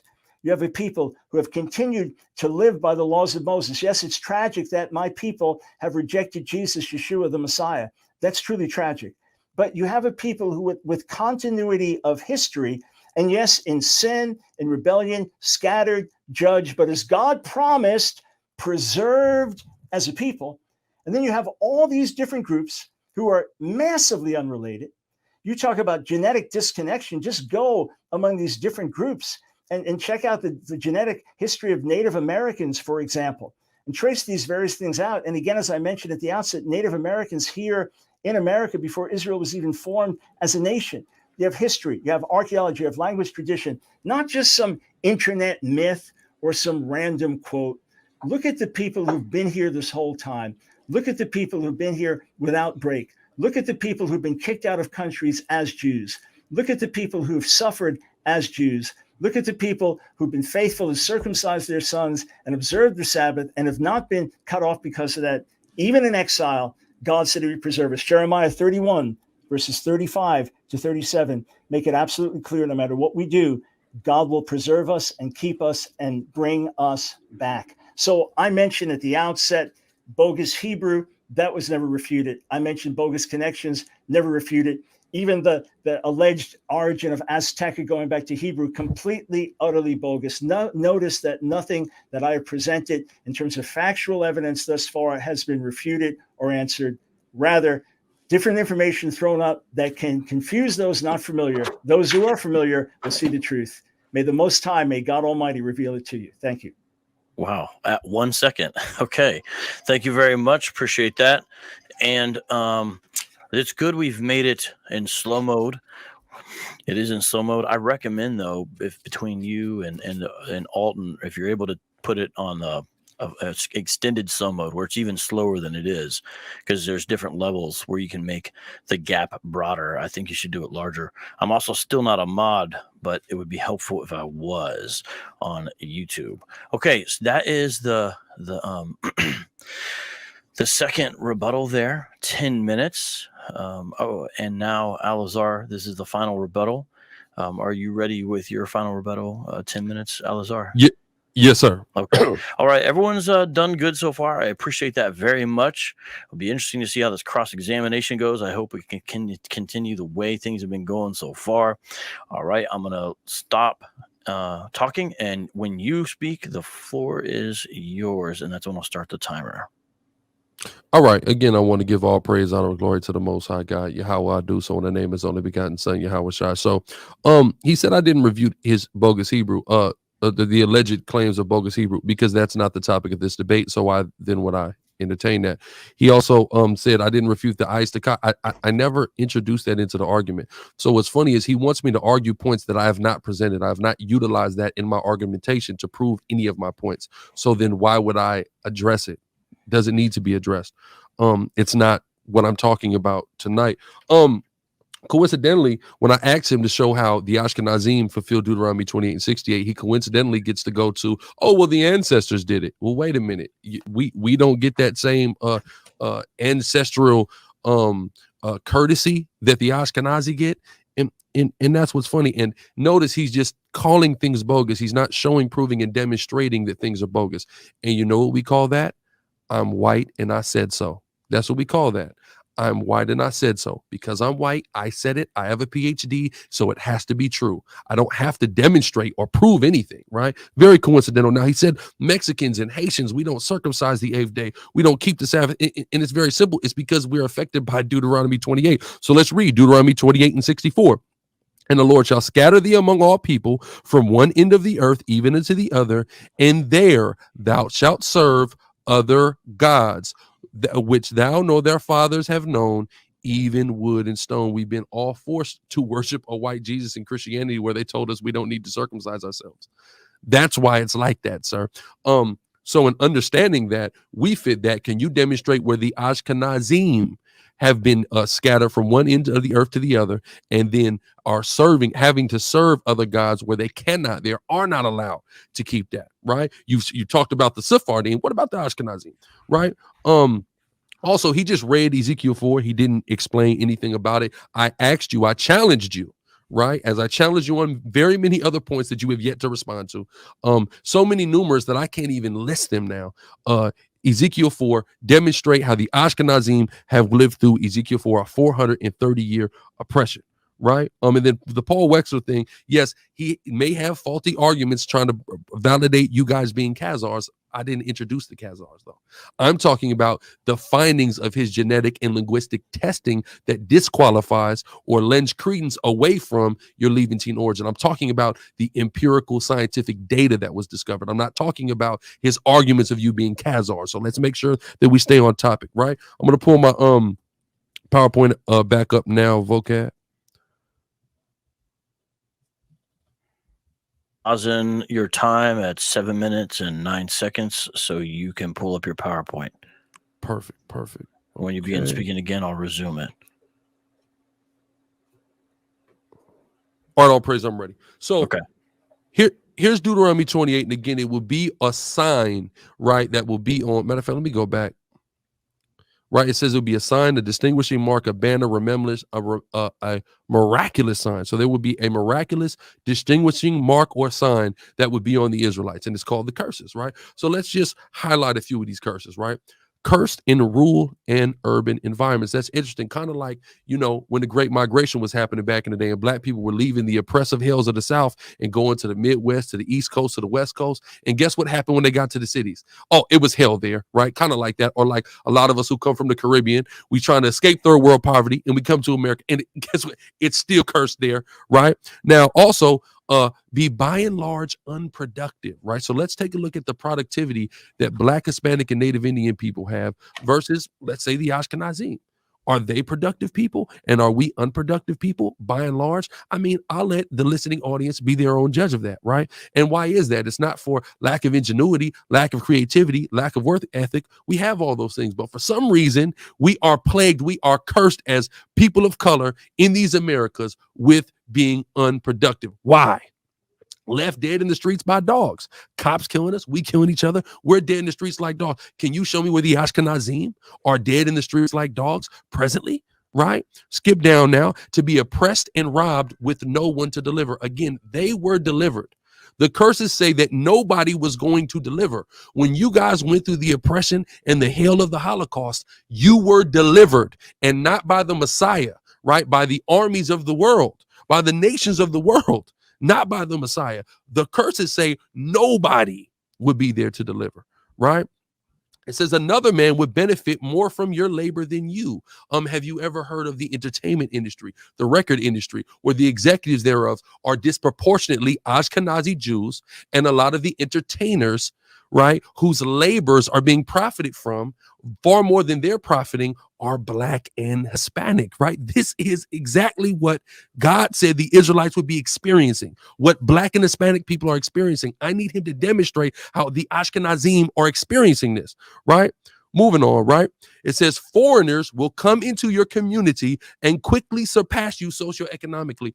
Who is going into Ashkenazi Jew communities, right, who is not a Jew, and then surpassing them socioeconomically?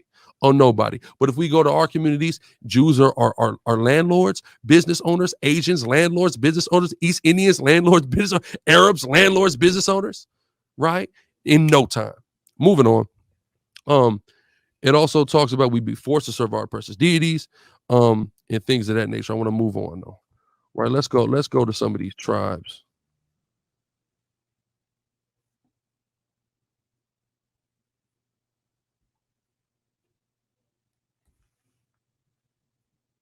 I want to get to some of these. Right. So in the book Lost Tribes and Promised Lands, Antonio Mendocinos gives his testimony on his interaction with the Seminole Indians, a part of the larger Muskogee people, right? And they say here that they were from the tribe of Reuben, and the tribe of Joseph was on an island nearby. Of course, the Seminole Indians are there in Florida.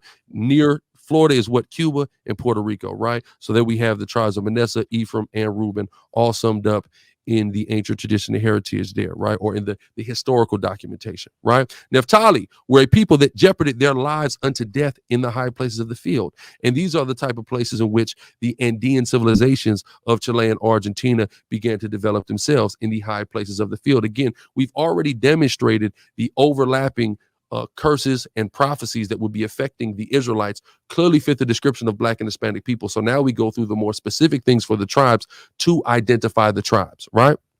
Moving on. So that's Naphtali there. Boom. Gad, Deuteronomy 33:20. And of Gad, he shall be blessed is he that enlargeth Gad, which is why Gad has such a larger land allotment than the other tribes here in the Americas. They have all of, the United States pretty much, and Canada. And it says, he dwelleth as a lion and teareth the arm with the crown of the head. Now that's interesting. So that word for crown of the head there, Strong's H 6936, and it also means scalp. Interestingly enough, tearing of the scalp is a custom found prevalent amongst who? Native American Indians, right? We see this here in the Encyclopedia Britannica, right? So that lets us know about the tribe of Gad. Right, going on to Asher now, Deuteronomy 33:24-25. And of Asher, he said, let Asher be blessed with children. Let him be acceptable to his brethren. Let him dip his foot in oil, and thy shoes shall be iron and brass. And as thy days, so shall thy strength be. The word iron in Strong's H1270 is Brazil. Interestingly enough, sounds a lot like Brazil, in which we would say would be the tribe of Asher, but also 2 minutes.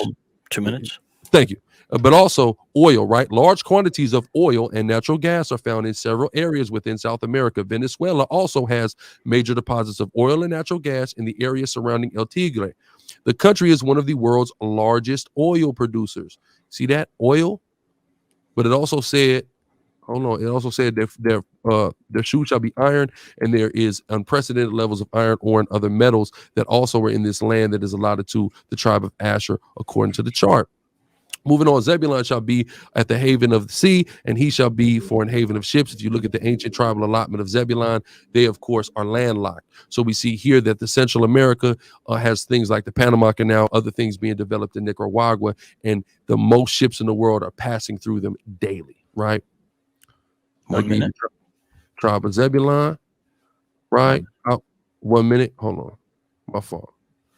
Say that. I'm gonna say that for the conclusion. So yeah. So as we can see here, I have presented evidence to support Black and Hispanic people in general being Israelites, and then I went into particular scripture and historical references to give us the particulars on the tribes and some of the surface level reasons as to why we come to these conclusions on which tribe is which. Right. A few more left on the list.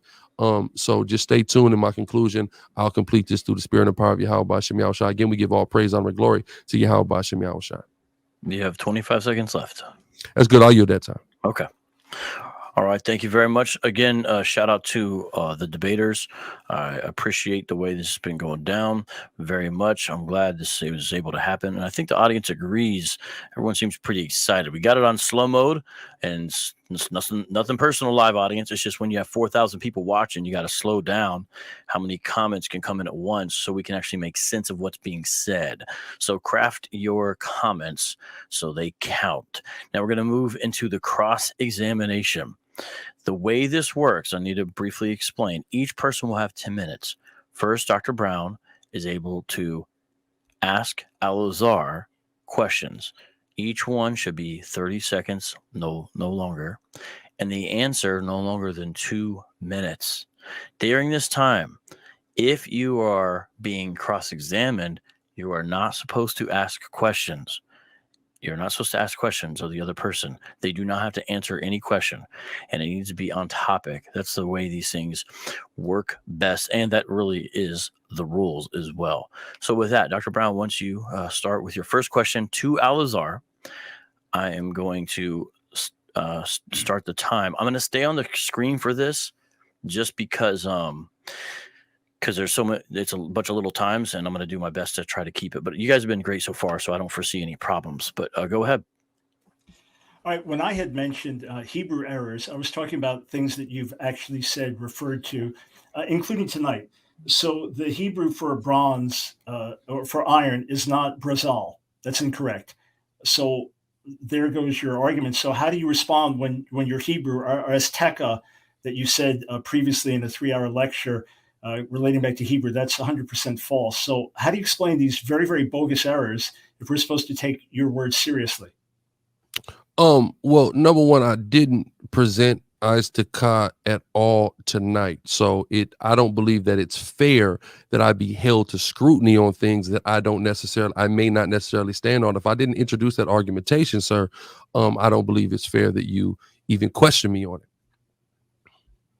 Okay, just for clarity, you brought in arguments that I've made. So how is it okay that you brought in arguments I didn't make tonight, but I can't bring arguments that you've made if you didn't make them tonight?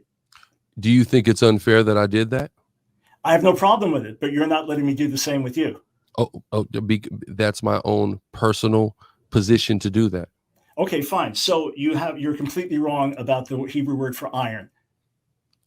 Okay.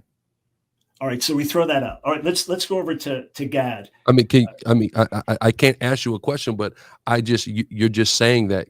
Well, the Hebrew is Barzel. The Hebrew is Barzel. Anyone who knows Hebrew knows it's Barzel. It's not Brazal. It's Barzel.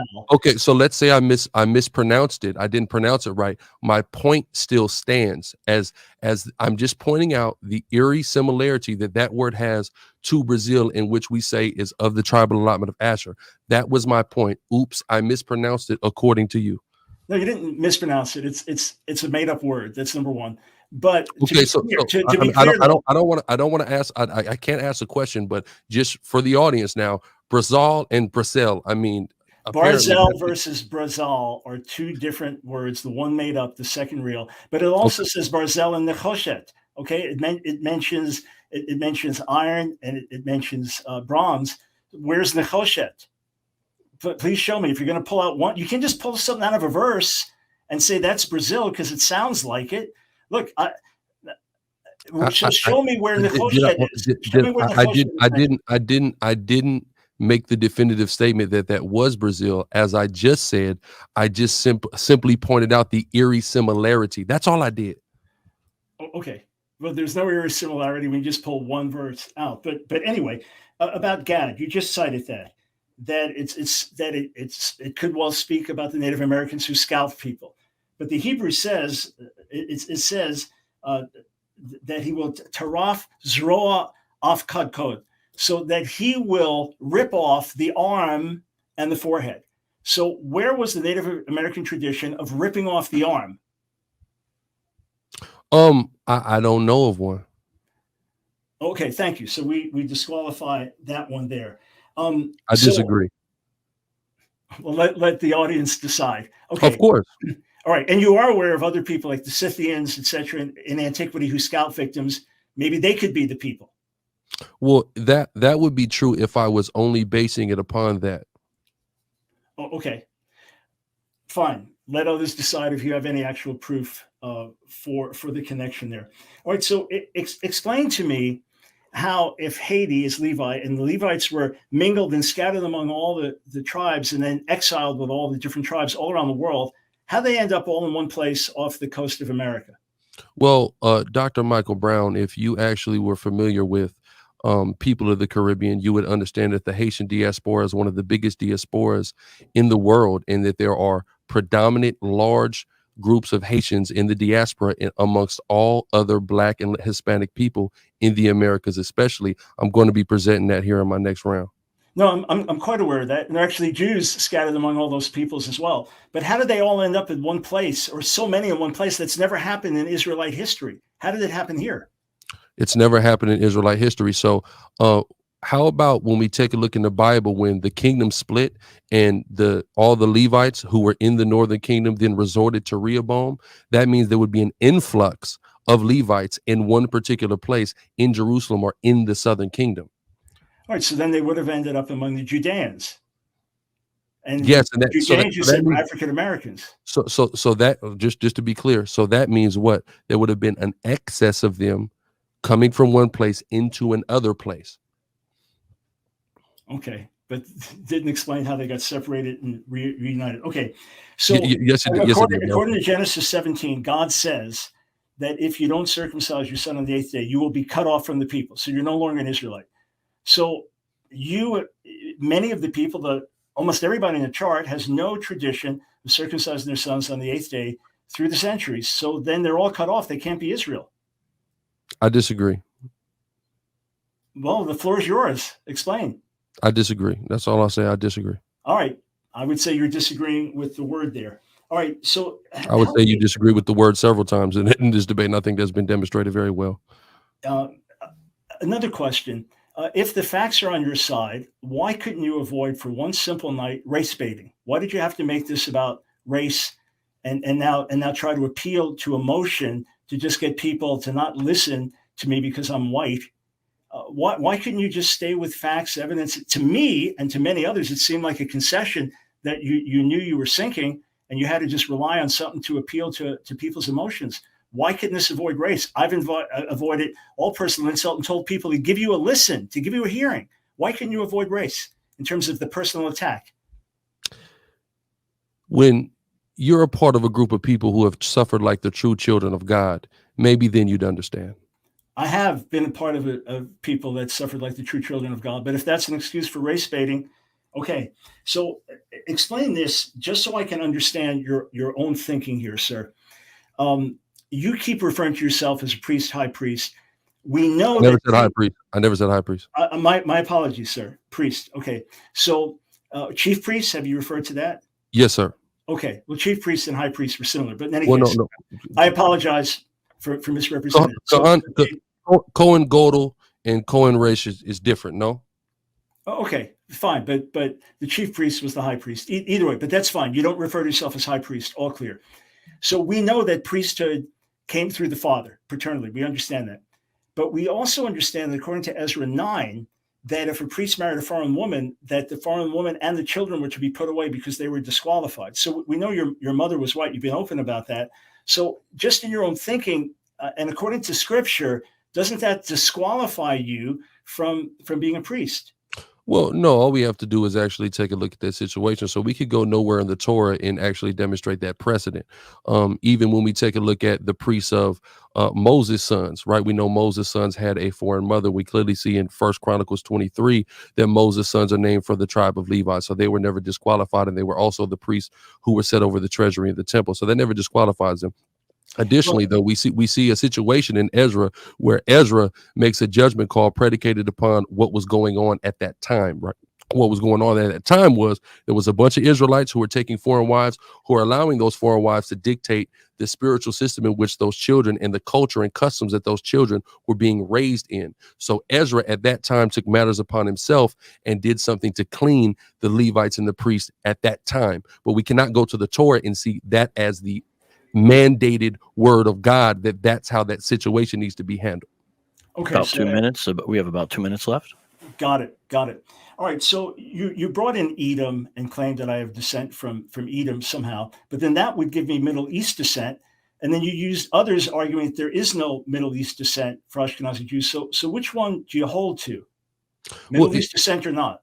It's not about whether I hold to Middle East descent. So just to be clear, Dr. Michael Brown, I do not agree with the DNA argumentation whatsoever. So I was bringing different studies that were done by different Ashkenazi Jews that disqualified or contradicted the DNA evidence that you were attempting to bring in. That's all I was doing. That doesn't mean I hold to any of those things. I'm using it to disqualify the DNA argumentation entirely.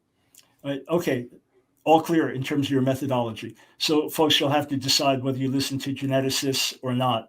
But that's fair enough in terms of what you were doing there. So you do believe that Edom was white, but we know, of course, that he's referred to as Admoni, which is red, which is exactly how David is described, Admoni.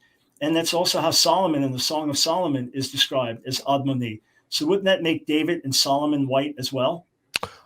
No, sir. So, of course, when we take a look at the color spectrum, we know that red has various different shades, over 50 shades of the color red. So we would have to look at the context of each one of those scriptures to determine which shade of the red that was being referred to.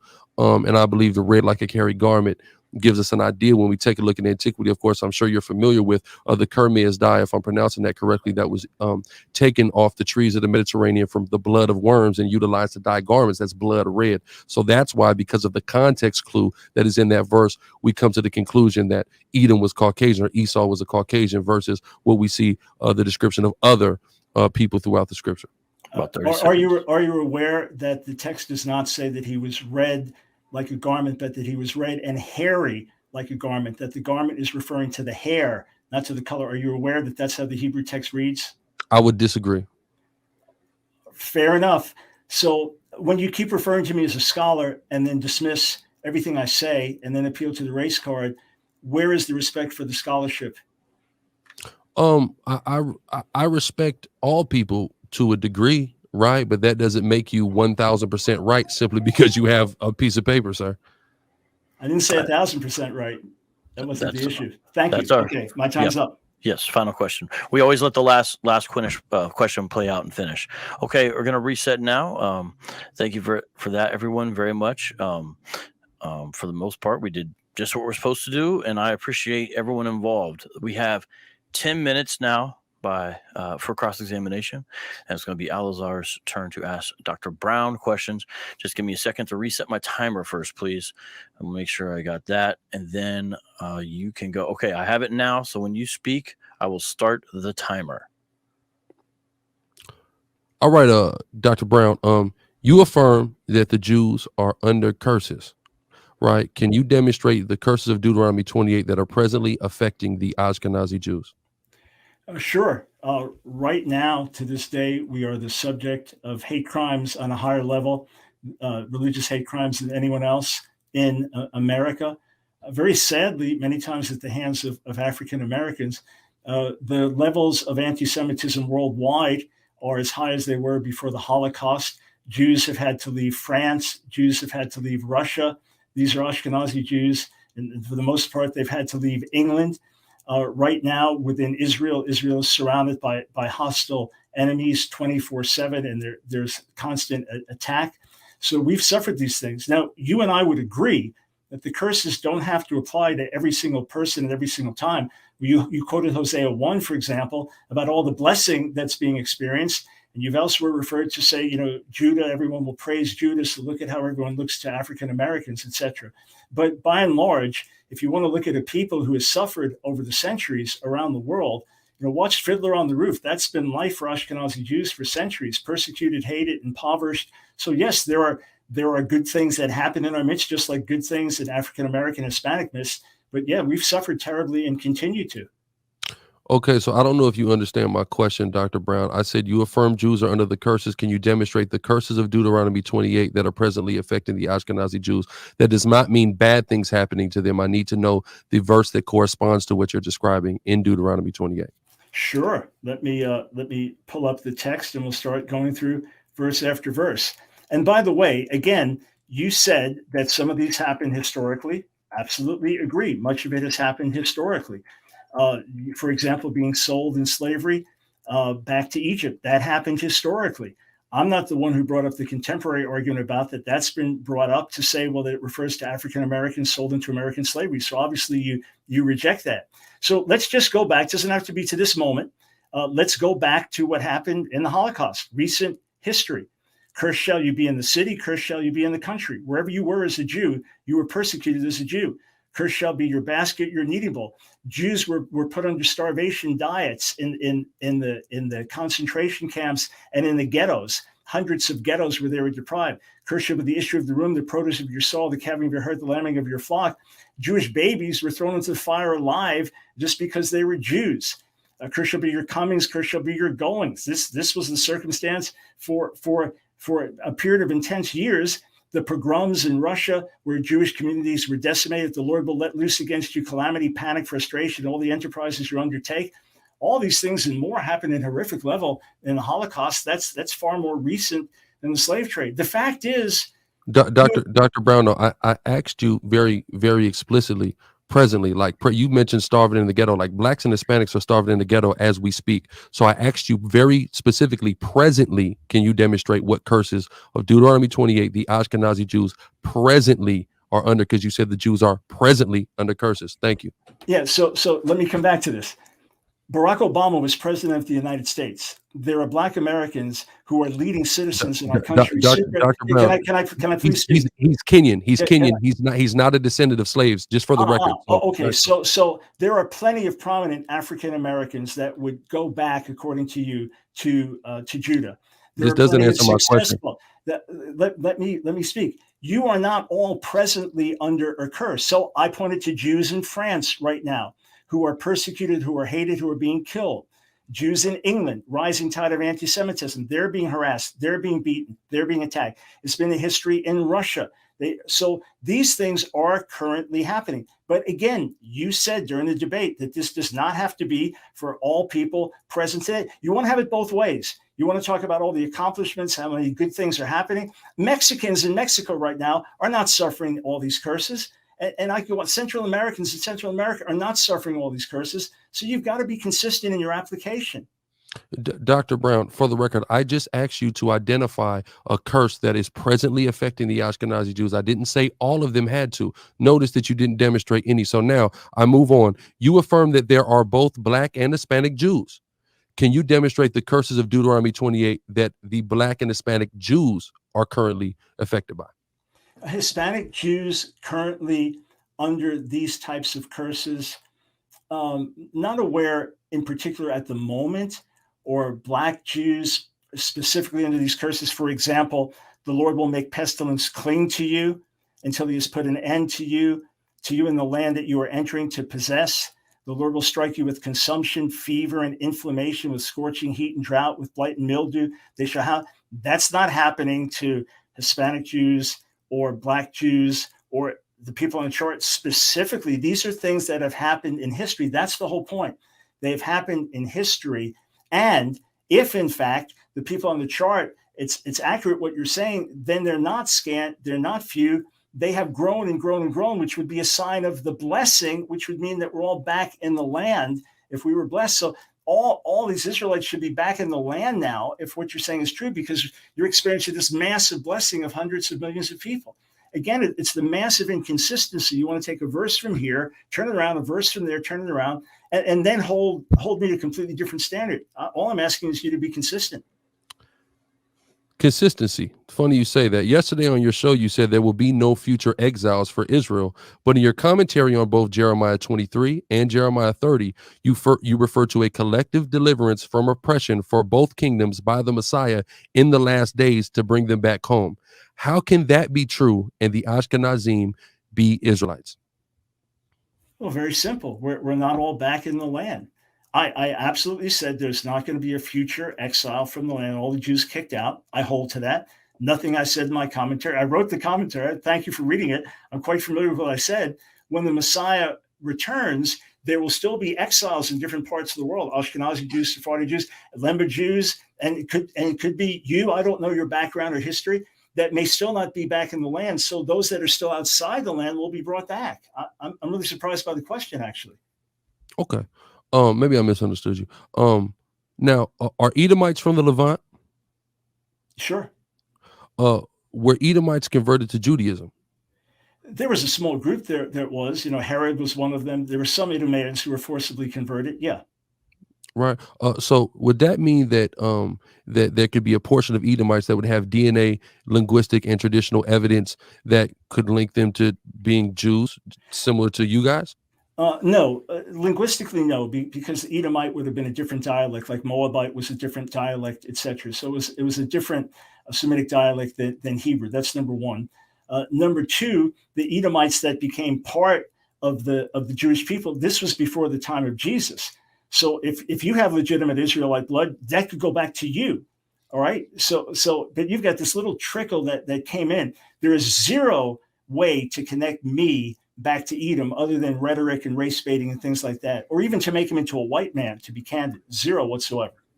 So there's zero way to connect you back to Edom, who lived just south of Israel, and then who a portion of them converted into Judaism and at least spoke a Semitic dialect.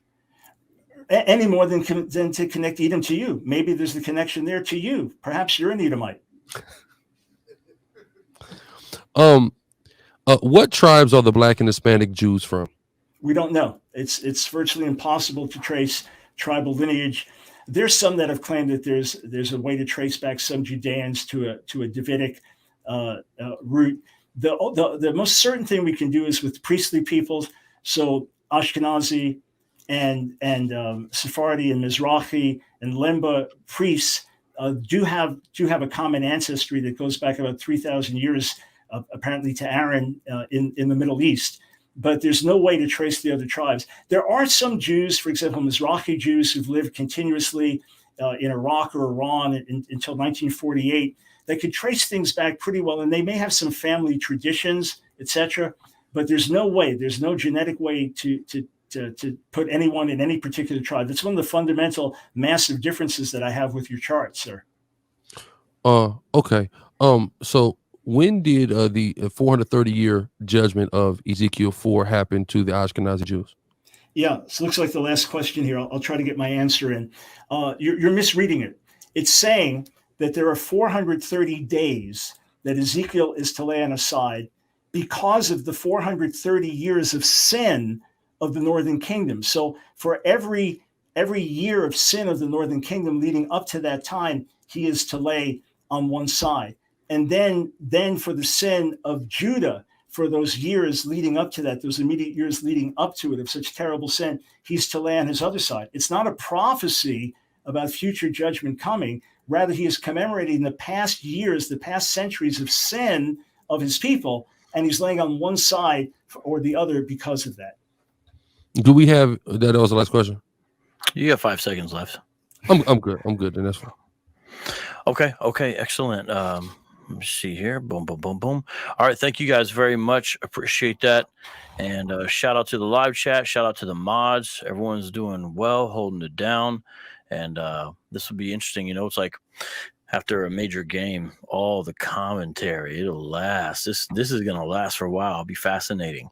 And GRLA and myself are working, maybe me and someone's car. I don't know if it's going to happen or not, working on some kind of follow-up to this debate. So stay posted for that. We will see. And I know Brother Berean is going to be doing stuff. And, of course, on Dr. Brown's show as well. We're going to give you socials for that at the end. Okay. So now we're going to move to the closing statements. So take together, audience, everything you've heard so far, and these two gentlemen are going to wrap it up. They do not have much time. They only have 5 minutes to make these closing statements. So they're going to each make a closing statement. Dr. Brown's going to go first. Alazar is going to go second. 5 minutes now for the closing statements. Dr. Brown, the floor is yours. Once you start, I'll start the time. So again, thanks everyone for tuning in, and Berean TV, vocab for everything. And Alazar, thanks for being a gentleman in the back and forth here. I appreciate it. And I encourage you to step higher. People will take your arguments more seriously if you don't race bait, if you don't have to press these emotional buttons, because when the truth is on your side, you just don't have to do this. And I'm not going to introduce new information here in keeping with the proper format for closing statements. A couple things to say. I pointed out blatant Hebrew errors thus far, and the fact that the so-called Lashon Kodesh is a complete myth.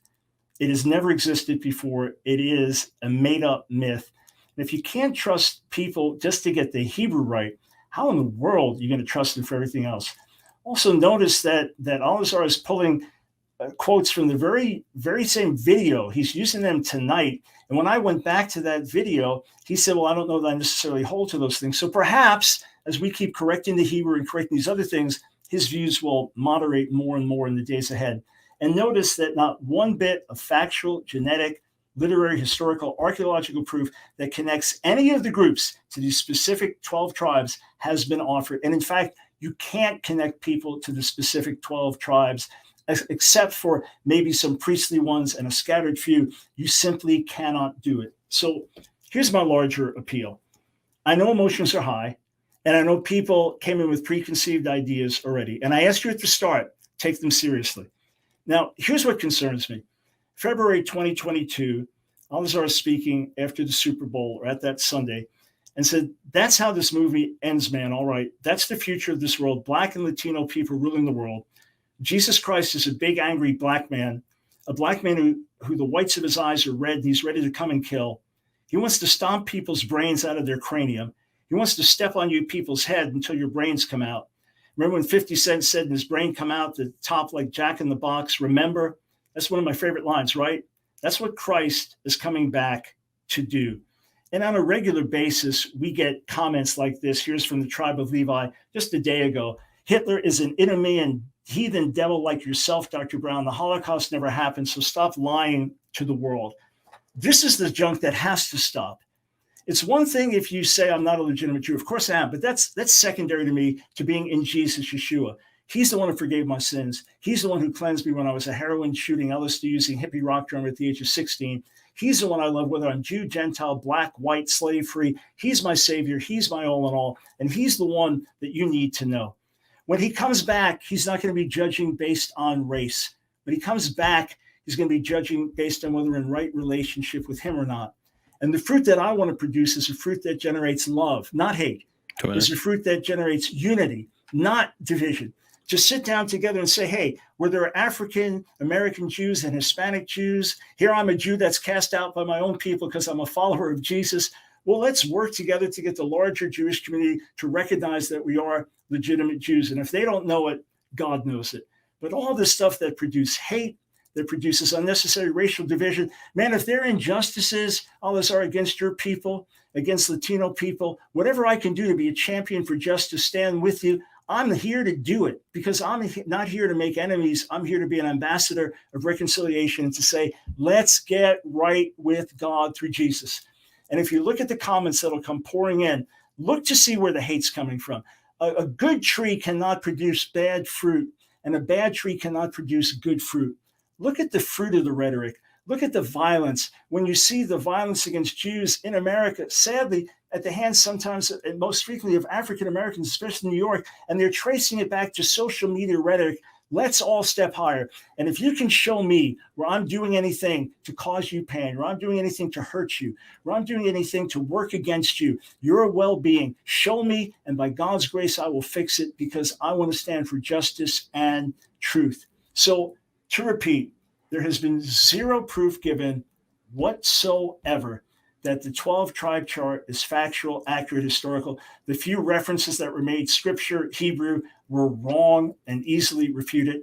And there was no actual proof given that Ashkenazi Jews are not legitimate Jews. Even evidence that was cited was misunderstood and misrepresented. So I know Al-Azhar took this seriously. I know he's prepared. In no way do I mean to insult you on a personal level, sir. I would not have done this debate unless I knew you'd be prepared and ready. But I encourage everyone, seek the truth and follow it wherever it leads. May God give you the courage to do it. All right. Perfect timing. There we go. Thank you very much. We are on to the final closing statement by Al-Azhar. Listen, audience, get your questions ready. You're going to have to make your question fit in one post. If you do it in two, we're not going to be able to see it. I'm just telling people now so they're getting set up for it. The way you do it is at Berean TV. You're going to have to put his name in there and then a capital Q with a question mark at the end. And that's the only way it's going to work. And so all the Berean, I don't know if there's anyone else who's able to put the questions on the screen. When we go, you'll need to put them on the screen first for Dr. Brown, then for Al-Azhar. Now, we're not doing that yet. I'm just trying to get it set up because it's going to be a little tricky part of the debate. Al-Azhar, you have 5 minutes for your closing statement to end this portion of the debate. The floor is yours. All right, again, I want to give all praise, honor, and glory to the Most High God, Yahweh. I do so in the name of His only begotten Son, who the world calls Christ. Yahweh Shai, if anybody is appalled or, has any objections to the quote of mine that Dr. Michael Brown quoted, all they simply have to do is go read Isaiah, the 63rd chapter, and that's where it comes from. Also, he asked me about Genesis 17, and you lose your Israelite heritage if you're not circumcised. But all we have to do is refer to Joshua 5 to substantiate why I disagree with that. He also said, I brought no proof. And we've all been sitting here tonight. We all know that that is untrue. I have certainly brought proof. But I want to point everybody to something here. Right here on my, if we could do my PowerPoint. I want to point everybody here, right? Because he apparently doesn't accept the proof that we've brought tonight. But here are the Beni Manasseh, right? The Beni Manasseh have been accepted into Israel as the tribe of Manasseh, right?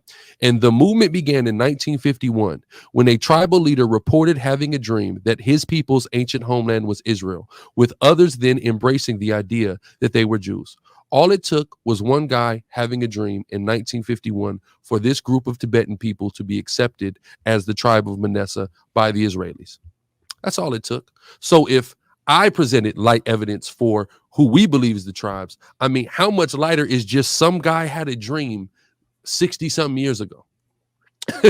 Right? But this is why, and that you can call it an appeal, you can call it whatever you want, but this is where the race baiting comes from. When we are undermined, right? When our argumentation is discredited because it's not valid, but then you let the Tibetans just have a dream like Martin Luther King, and now they're Jews. Now they're the Manassites.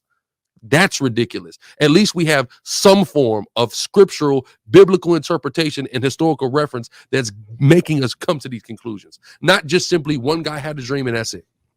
Right? Moving on. Let's read this. Leviticus 26, 32 to 33, right? Yes, I myself will devastate your land, and your enemies who come to occupy it will be appalled. That's key. But at last, my people will confess their sins and the sins of their ancestors for betraying me and being hostile towards me. Right. So here we see that the Israelites go and sin, and enemies come and occupy their land.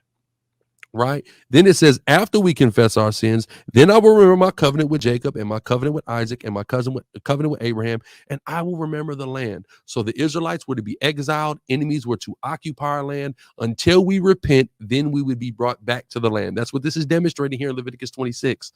You know what the problem is? Those people, his people, are not in repentance. So why are they back in the land? You know what that makes them? Not the Israelites, but rather the enemies who are presently occupying the land. 2 minutes. It makes them, Revelations 2:9. It makes them those who say they are Jews and are not, but do lie. It makes them the synagogue of Satan. That's what it makes them, right? Now look at this. Luke 21:24. And they shall fall by the edge of the sword, and shall be led away captive into all nations, and Jerusalem shall be trodden down of the Gentiles until the time of the Gentiles be fulfilled. When does the time of the Gentiles be fulfilled? It's very simple. When the kingdom of Christ is established on earth. So we're presently living in the time of the Gentiles. So whoever is over there in Jerusalem are the Gentiles that are trotting it down. That's what that makes him and his people. Now, in closing, right now, I know I'm not saying anything. He says there was no black Jews in antiquity, but I'm looking at the archaeological depiction of some Israelites here, and I'm looking at Randy Moss, man, and I'm just saying, man, I'm just saying that resemblance is damn near uncanny, right? But with that, I want to bring close to my presentation. Again, I want to give all praise, honor, and glory to the God of Abraham, the God of Isaac, the God of Jacob, Yahweh, and I do so in the name of his only begotten son, the King, the Messiah, Yahweh Shai. I'd like to thank Dr. Michael Brown for taking the time for this debate, as I feel like it was very important. I'd like to thank Brother Berean for hosting this debate. I'd like to thank Vocab Malone for all of the legwork he did putting this debate together. I'd like to thank, of course, again, the Most High and the nation of Israel, so-called Black, Hispanic, and Native Indians. I hope it's even more clear, it's even more abundantly clear that we are the legitimate children of Israel. And I'd like to thank the nation. I know y'all were behind me. I'd like to thank everybody for their prayers, my family, my camp, everybody out there. Again, Yahweh Bashem Yahushua Barakathum, and again, all praises to Yahweh Bashem Yahushua. Shalom. Now, in closing, right now, I know I'm not saying anything. He says there was no black Jews in antiquity, but I'm looking at the archaeological depiction of some Israelites here, and I'm looking at Randy Moss, man, and I'm just saying, man. I'm just saying that resemblance is damn near uncanny, right? But with that, I want to bring close to my presentation. Again, I want to give all praise, honor, and glory to the God of Abraham, the God of Isaac, the God of Jacob, Yahweh, and I do so in the name of his only begotten son, the King, the Messiah, Yahweh Shai. I'd like to thank Dr. Michael Brown for taking the time for this debate, as I feel like it was very important. I'd like to thank Brother Berean for hosting this debate. I'd like to thank Vocab Malone for all of the legwork he did putting this debate together. I'd like to thank, of course, again, the Most High and the nation of Israel, so-called Black, Hispanic, and Native Indians. I hope it's even more clear, it's even more abundantly clear that we are the legitimate children of Israel. And I'd like to thank the nation. I know y'all were behind me. I'd like to thank everybody for their prayers, my family, my camp, everybody out there. Again, Yahweh Bashem Yahushua Barakathum, and again, all praises to Yahweh Bashem Yahushua. Shalom.